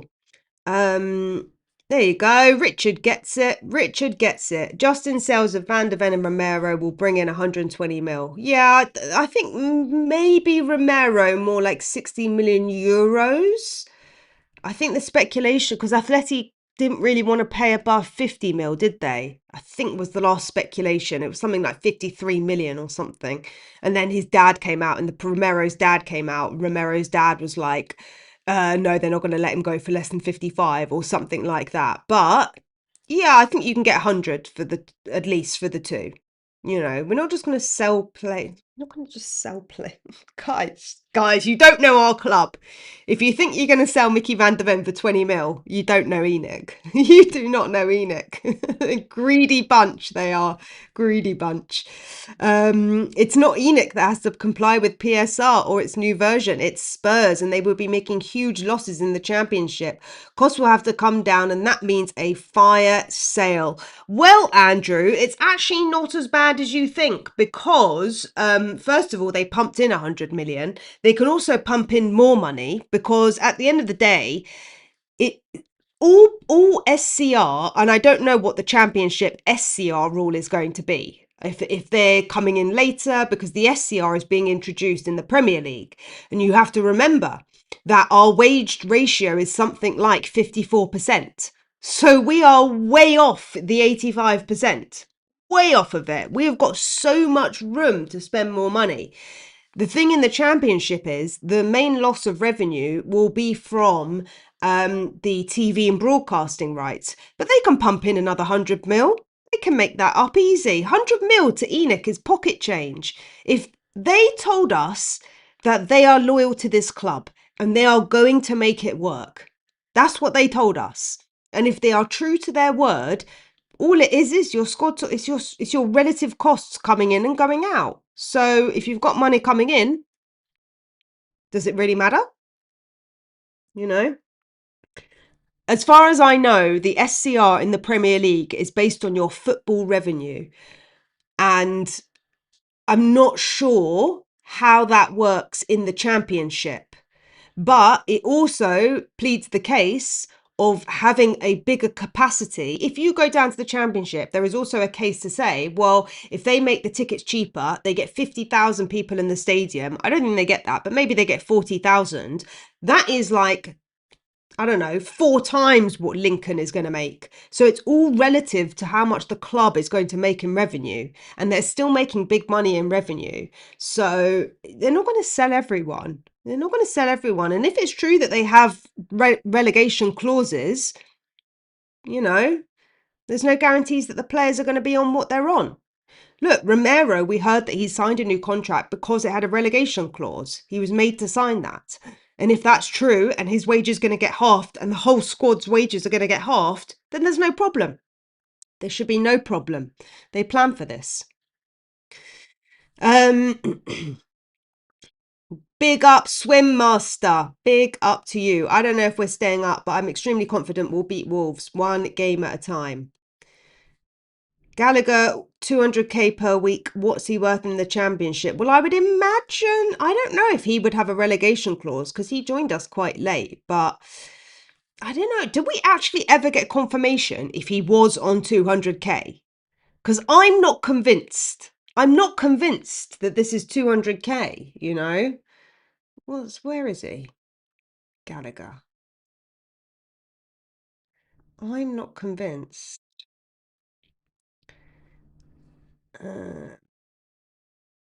When I say I'm not convinced, I'm just thinking like, basically, why I say this is because the press release came out the week after the backlash of the club not spending enough money. So Gallagher is 33 million.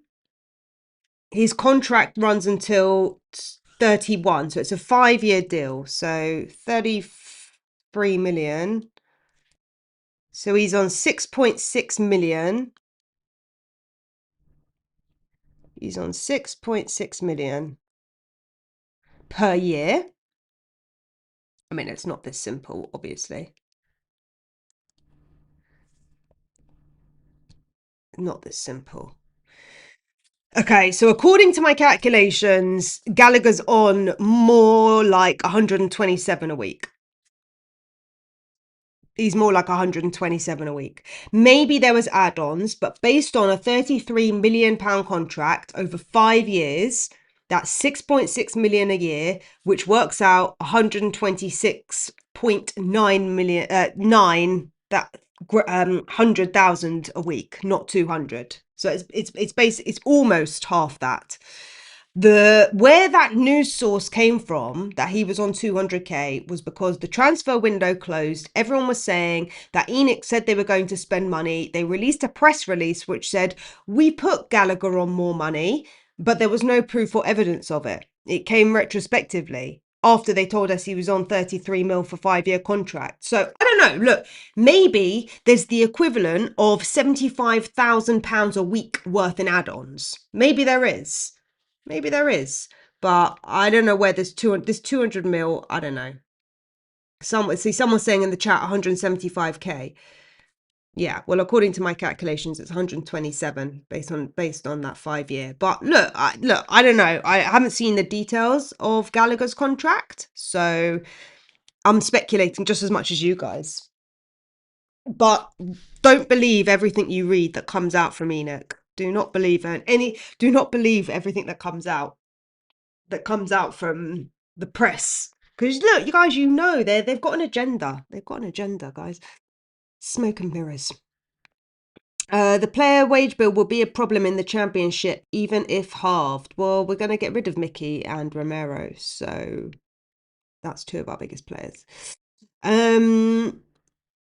Plus, if they take a wage cut, I think you'd be all right. There's loads of dross we can get rid of, guys. There's so much dross that we can get rid of. Basuma's going to go. Richie's going to go. Richie's one of our highest paid players. He's going to go. You know.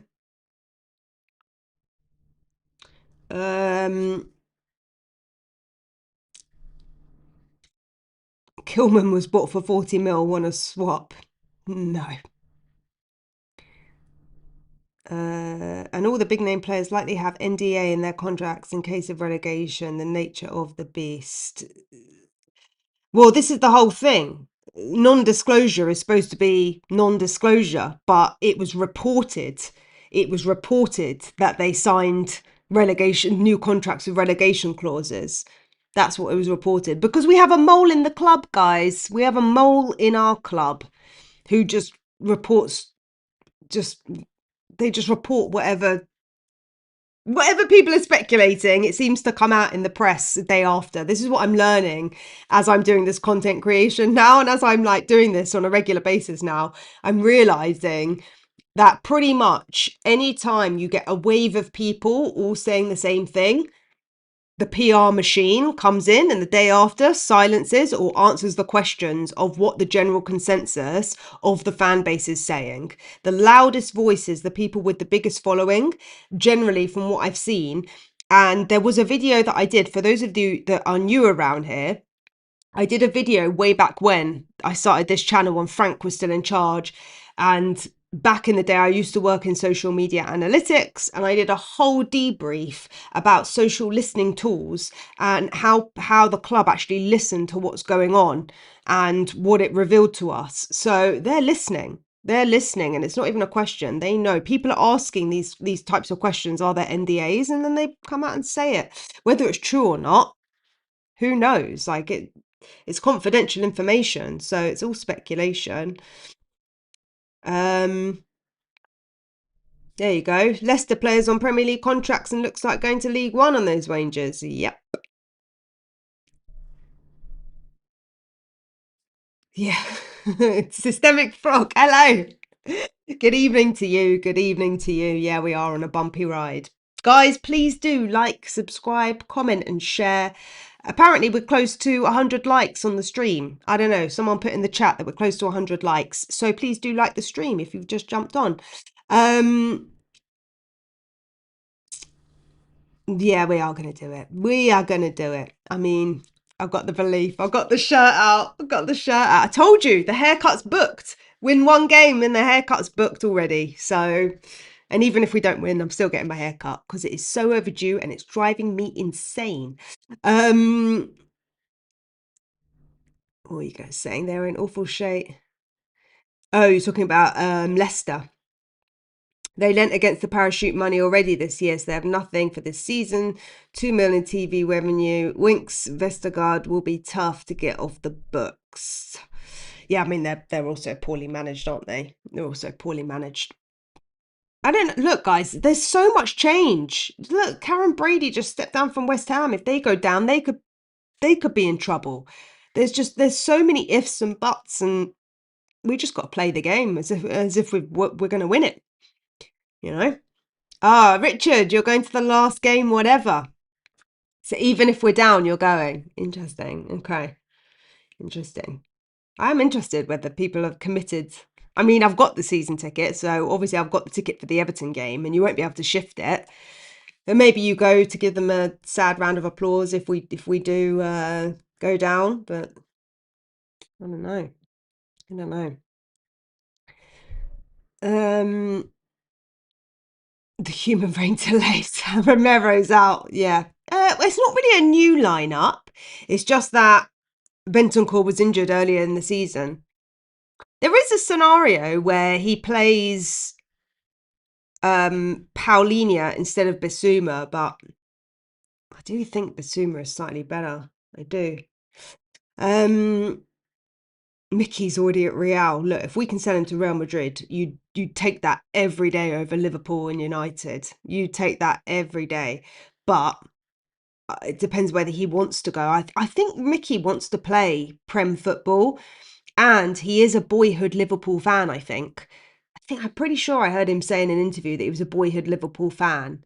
I think I remember that because Ange was as well. So I just think that he wants to stay in the Prem. I think he'd love. Look, most players would love to play for Real Madrid if they came knocking. But I just think he wants to play in the Prem. But look, I don't know. I don't know.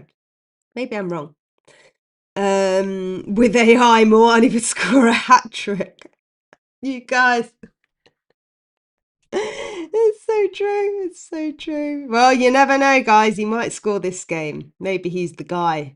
You know what? There's this funny thing with Spurs. It's like the player that you least expect ends up scoring. Like last game, no one expected Porro to score, and then he did it. So maybe this is a case of we all least expect Muani to score, and now he's going to score it, you know?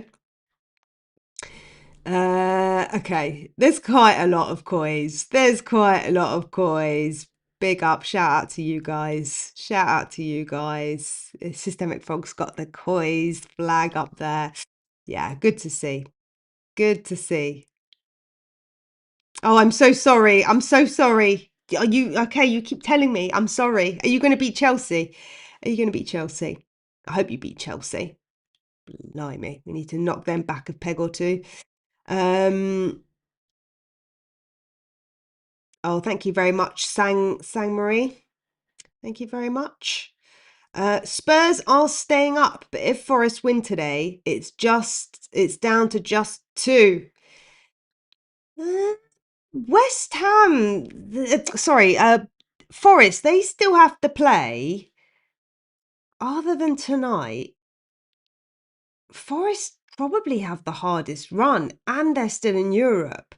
Look, Forest fans aren't putting themselves in the conversation. But at the end of the day, they play Sunderland. Next Thursday, they have to play Villa in the Cup, in the Europa League, should I say. Then they've got Chelsea away, who have just gone on a bounce at Stamford Bridge. And I know Morgan Gibbs-White's on form. I think Newcastle have fallen off a cliff. I think the team to beat at the moment is Newcastle. Not the team to beat, but like the team that's on the downward trajectory is Newcastle. Because Newcastle have nothing to play for. I think if Arsenal don't win this weekend, it's not great for them because Newcastle really they don't have Europe to play for. So Newcastle is really one that Forest could beat. They've got to play United. Well, they're in third at the moment, and they've got to play Bournemouth, who are also really on form. So I don't think there's any givens, guys. You've still got 15 points to play for. Even after this game, you've got 12. And there's only like 4 points in it. So look, this could be a wild season. Then again, Spurs could just go down. So, you know. Yes, okay. Oh, I'm glad you guys are still with me. I'm glad you guys are still with me. We're doing this for the COYS. We're doing this for the Spurs fans, for sure. All right, guys. Oh my gosh, we've been going for an hour and a half. Evening, Sarah. Hello. One thing you must do against Wolves is go for it. Well, yeah, we say that every game. We say that every game. Caution doesn't hack it in these games. Newcastle bowed out the league meekly in the past. Well, Newcastle right now. I don't know what's going on with Newcastle. Even Newcastle fans were commenting on my match day vlog saying that they're like kind of worried. I mean, Newcastle, they've won one game in their last five. And one of them was against Chelsea. The one game that they won was against Chelsea. They got battered 7-2 against Barcelona, and that kind of seems to have knocked them. They got beat by Sunderland, beat by Palace, beat by Bournemouth. So you'd think Arsenal can do one over them. It just needs a trim. Thanks. This is actually really, really long for me. It's normally about here. It's actually really, really long and just, oh, I hate it. It's driving me mad. It's driving me mad. But my hairdresser loves to go a bit crazy.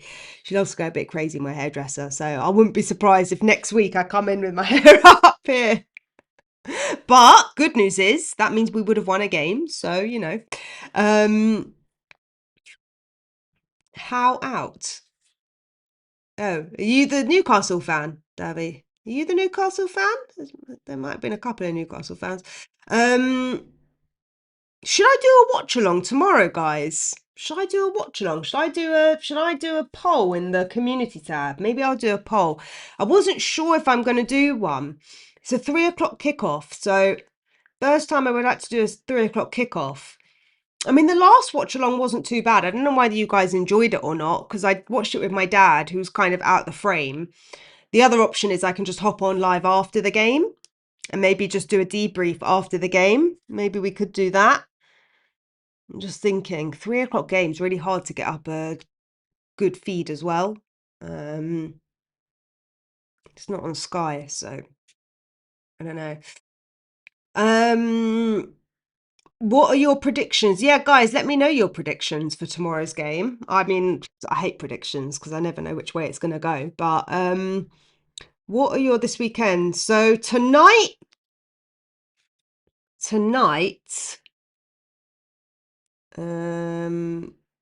where is Sunderland at?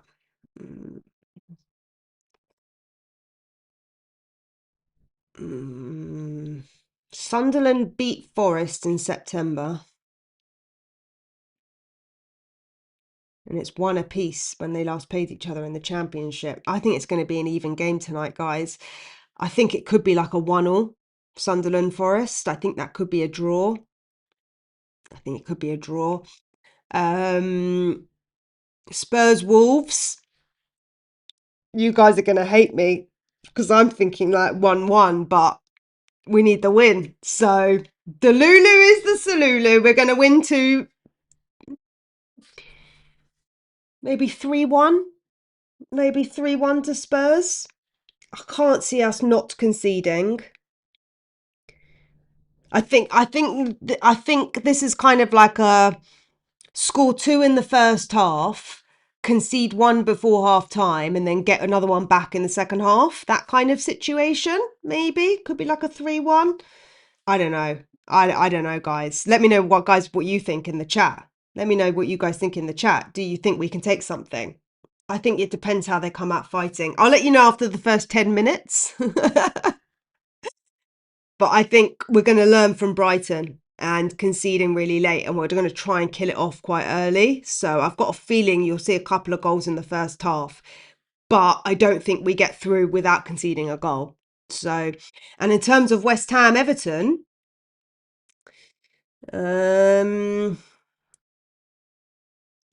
they drew 1-1 earlier in the season. I think that could be a draw as well, you know. What are Everton's last five? Mixed bag. Mixed bag. They drew against Brentford. I do think Everton are better than West Ham, but I think because West Ham are playing at home, and I think they've been on a bit of a bounce. They've drawn 3 of their last 5, won 1, lost 1. They did get beat by Villa. I'm going to go draw Everton. I think that could be another 1-1 draw. So I'm going to go draw tonight with Forest versus Sunderland, draw 1-1. I'm going to go Spurs to beat Wolves 3-1, and I'm going to go Everton and West Ham to draw 1-1. The Lulu is the Salulu. And then When do Leeds play? When do Leeds play? No, Leeds play on Friday. They play Burnley. Okay, we can forget that. We can forget that one. um, okay, lots of positive comments. We are beating Wolves tomorrow. Okay, staying up. City winning the league. All will be well with the good. Yes, Steve. Yes, Steve G. I hope you're right.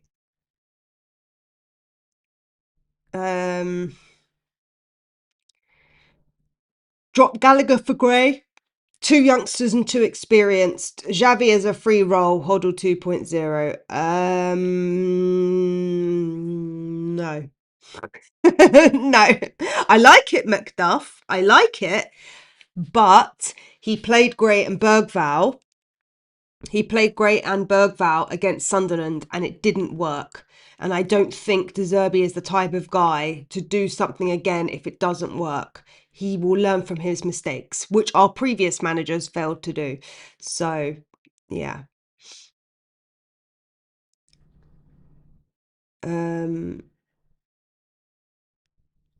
Big up to you, Kerry. Seriously, thank about doing a football channel. You're a good YouTuber. I have a selection on West Ham fans and I've adopted you as my Spurs channel. Well, big up to you. Thank you very much. Thank you.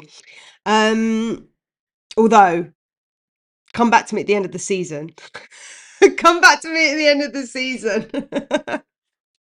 If you guys get relegated, you'll probably never want to watch me ever again. And likewise, if we stay up, then you'll be here all in the chat telling us all about it. I'm sure. I'm sure. Yeah, this is true. At this time, there is a likelihood of about 10 places. It's true. It could happen. It's crazy, isn't it? Yeah, I mean, look, maybe Liverpool do, maybe Newcastle do. I don't know. I think their confidence was butchered after that Barcelona game.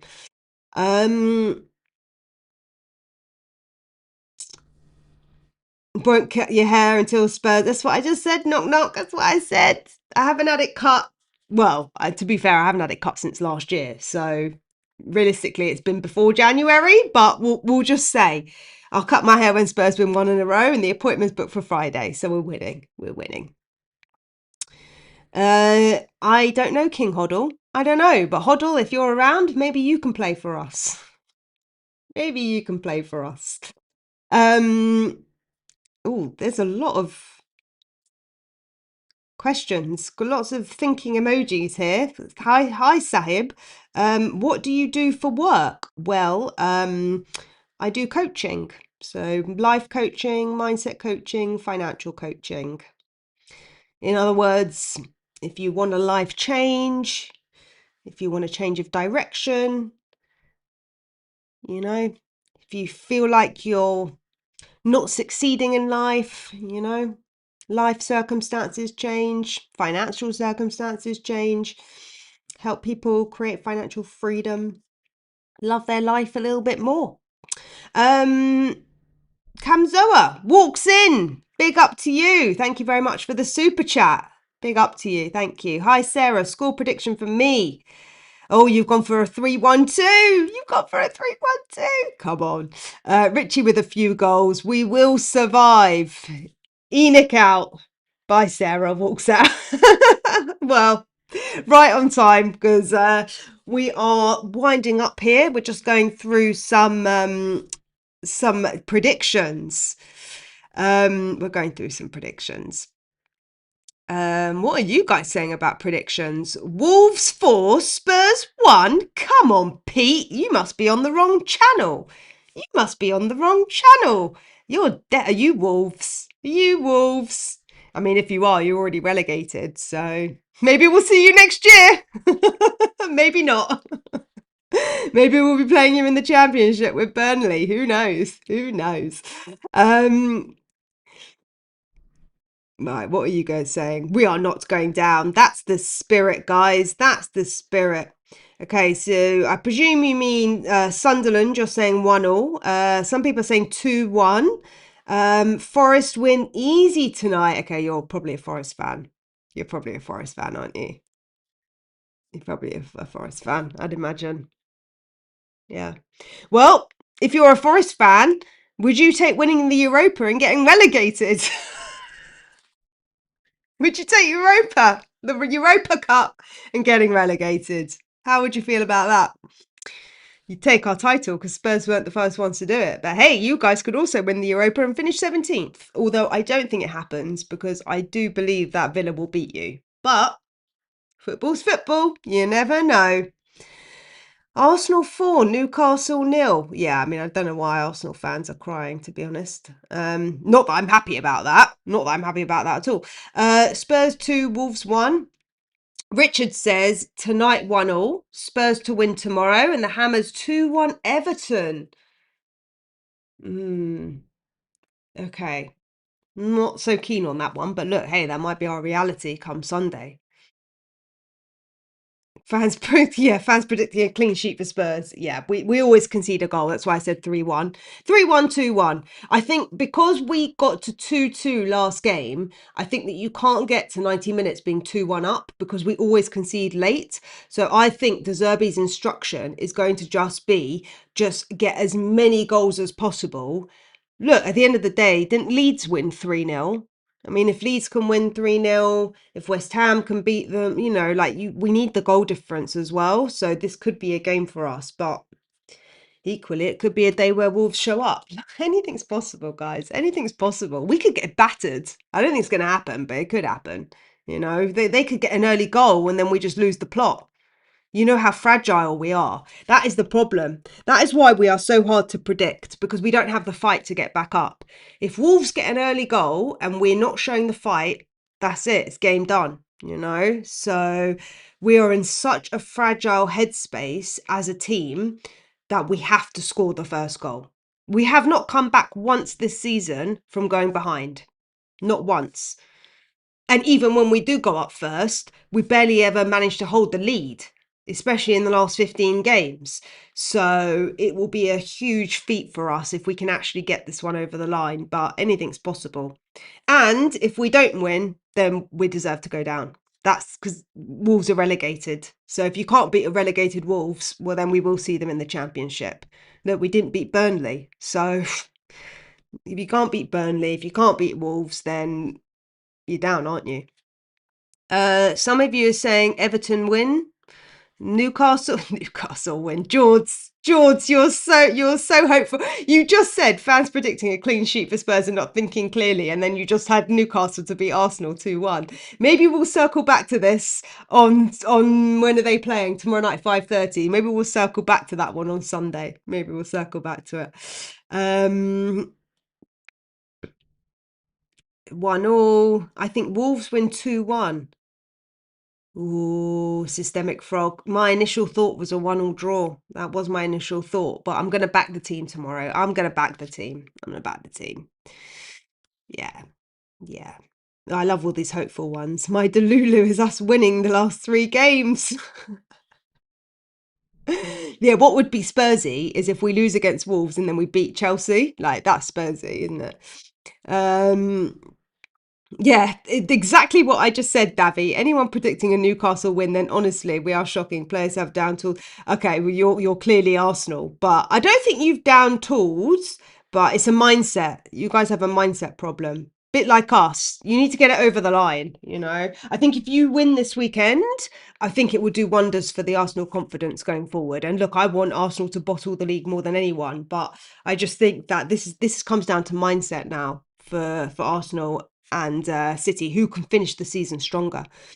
I'm not commenting on the other YouTubers because we're here. We'll keep it light over here. 3-1. You're in the USA. Big up, Nathan. Good morning to you. And it seems American fans are more positive than those in the UK. Do you find the same? Nope, there's Delulu fans everywhere. In every fan base, there's people that are optimistic, there's people that are pessimistic. I think the difference now is because I go to games, and a lot of people that go to games have been loyal fans for decades and decades, like my dad, who's seen us get relegated. In their eyes, Spurs are on a worse run now than we were when we last got relegated. So I think that is kind of the turn of the tide, where like the majority of people see us on this downward trajectory, which is why people are feeling less optimistic. However, I think that De Zerbi has shown that he can get the players up for the fight. Do they have the skill and the quality to do it? We'll find out tomorrow, because he's done all he can do in the time that he's been given. You know, De Zerbi can only do so much in terms of instilling confidence, preparing them tactically, and playing with the cards that he's been dealt. You know, the players that are fit right now. So I think he's going to give it his all, De Zerbi. And he also said at the end of last game that we need to add another layer to our game, not just defend and attack on the counter, which I think is what he did last game, defending quite a lot and then going on the counter. I think we might see another layer of tactic in this game that they might have been working on in training this week.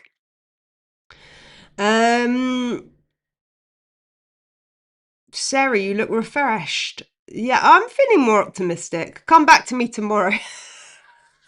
Come back to me tomorrow after the game. I don't know whether we are going to do a watch along or not. Maybe I should do a poll, like, and if we get like more than 200 votes, I'll do it or something. I don't know. I don't know, because I'm kind of tempted to watch it with my dad as well. But if it's not on live TV, then maybe he won't watch it. I don't know. I'll have to see. Um, yeah, no, my hair's a mess, guys. My hair's a mess. Could I be your life coach? I could. I could. A few people have asked me, actually. A few people have messaged me. I don't know why. I keep my coaching stuff very, like, I don't know, separate from the football stuff. I don't know why. But up until this point, I have done. But I actually have online courses and stuff. So I don't know. I don't have sponsorship for this channel. So maybe at some point, like the courses that I've got, like maybe I can cross purpose them or something, because there is some really useful stuff in there. So I don't know. Look, it's a work in progress. I'm thinking about how I can incorporate it, but some of it needs refilming, and some of my financial coaching stuff needs updating, because if you are in the UK, the financial stuff changed April this year, so I haven't quite updated stuff yet. So maybe I need to change it. But yeah, life coach. I'm actually I have a diploma in transformational coaching. So I have a diploma in transformational coaching, and I have 2 certificates in financial coaching in the UK. So it's a certification, should I say. And there's only 3 certifications in the UK for financial coaching. So it's quite a niche thing. It's quite a niche thing. I've worked for fintech, but now I work for myself. And then I kind of do this as a bit of fun on the side. And maybe one day this will become my new job. I don't know. I don't know. I hope, maybe. Um their first Wolves have 3 big injuries. Their first choice goalkeeper is out. Well, that's good news, but our first goalkeeper is out as well. Um Sarah, your job, Spurs, actually, you guys must be new around here. You guys must be new around here, because I talk about being a coach all the time. Sometimes I annoy myself how much I say it, but yeah, no, I am a coach. Yeah, and I even did a whole video on the injury crisis and how it's linked to the nervous system, and like systemic coaching, how like the brain creates nervous energy in the body and how it can actually cause more injuries. So yeah, I mean, look, there's definitely grounds for it. But as I said in my video, the thing is with football, like a lot of professions, they want people who are clinical. So whilst I am accredited as a life coach or transformational coach, I'm accredited, I'm not clinical. So like I'm a mental health first aider. I've got like basic counselling qualifications, um, but it's still very different to sports psychology. So I think you can have both. You could have a player who had a sports psychologist and some form of life coach as well. Like I'm sure there are players that do that. I know celebrities that do that as well.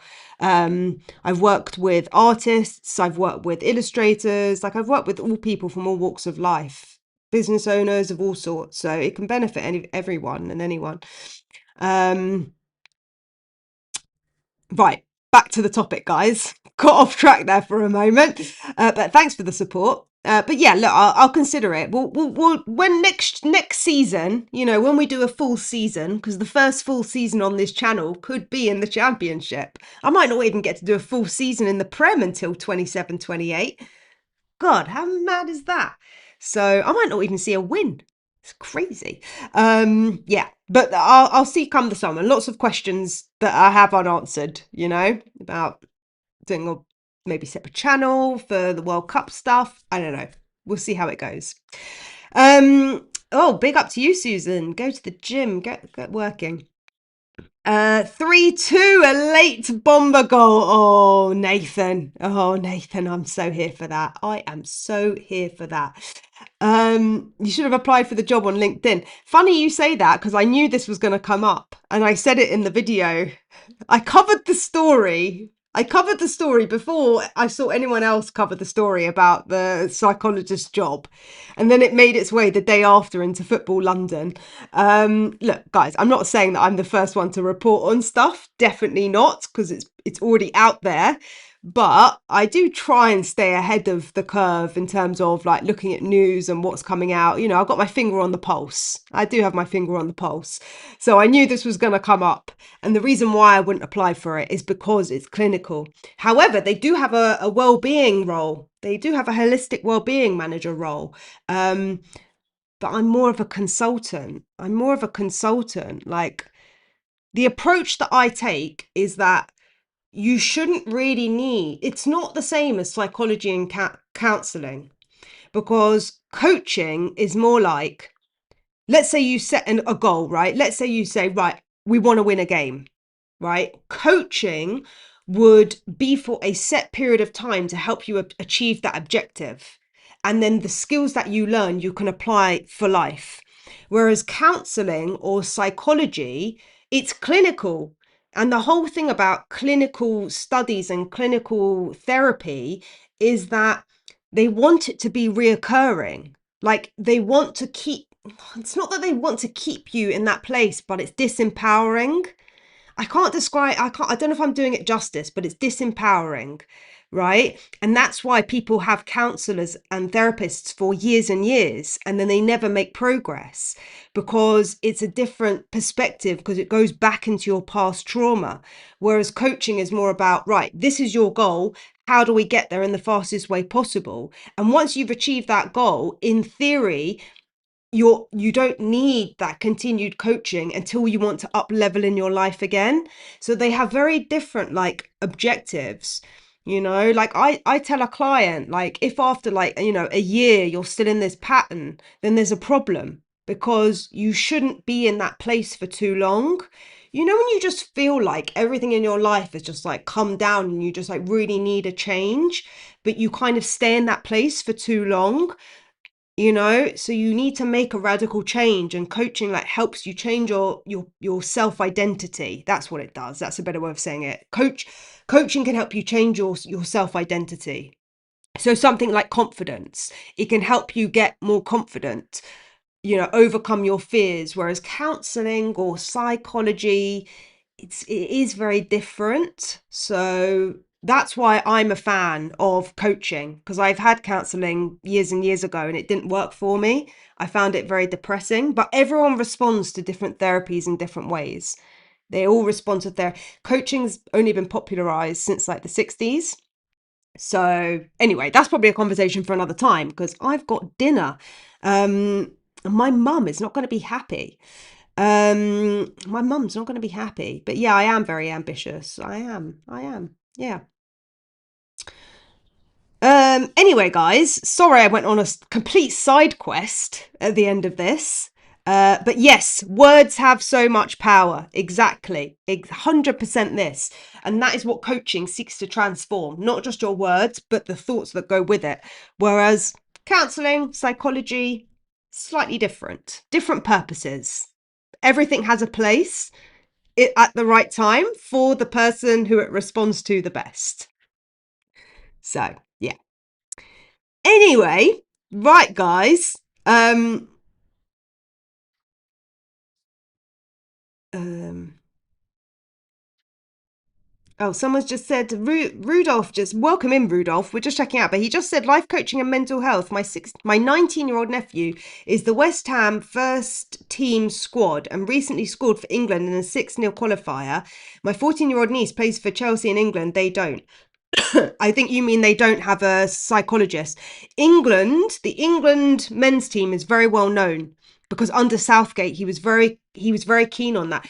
You guys, I don't know, for those of you that are just jumping in, like recently, it was something that I spoke about very early on in the channel because we spoke about Eileen Drury and we spoke about how she was brought in. But anyway, that's a whole other conversation for another time. Let's not open up Pandora's box, people. Let's not open up Pandora's box. Right, guys, I will do a little bit later a poll or a something in the community tab. I'm going to make it like if we get like 250 likes or something votes, then maybe I'll do a live. Maybe. Let's see how we go. If you don't see the poll, then it means I'm probably not going to do the live and I'll just jump on after.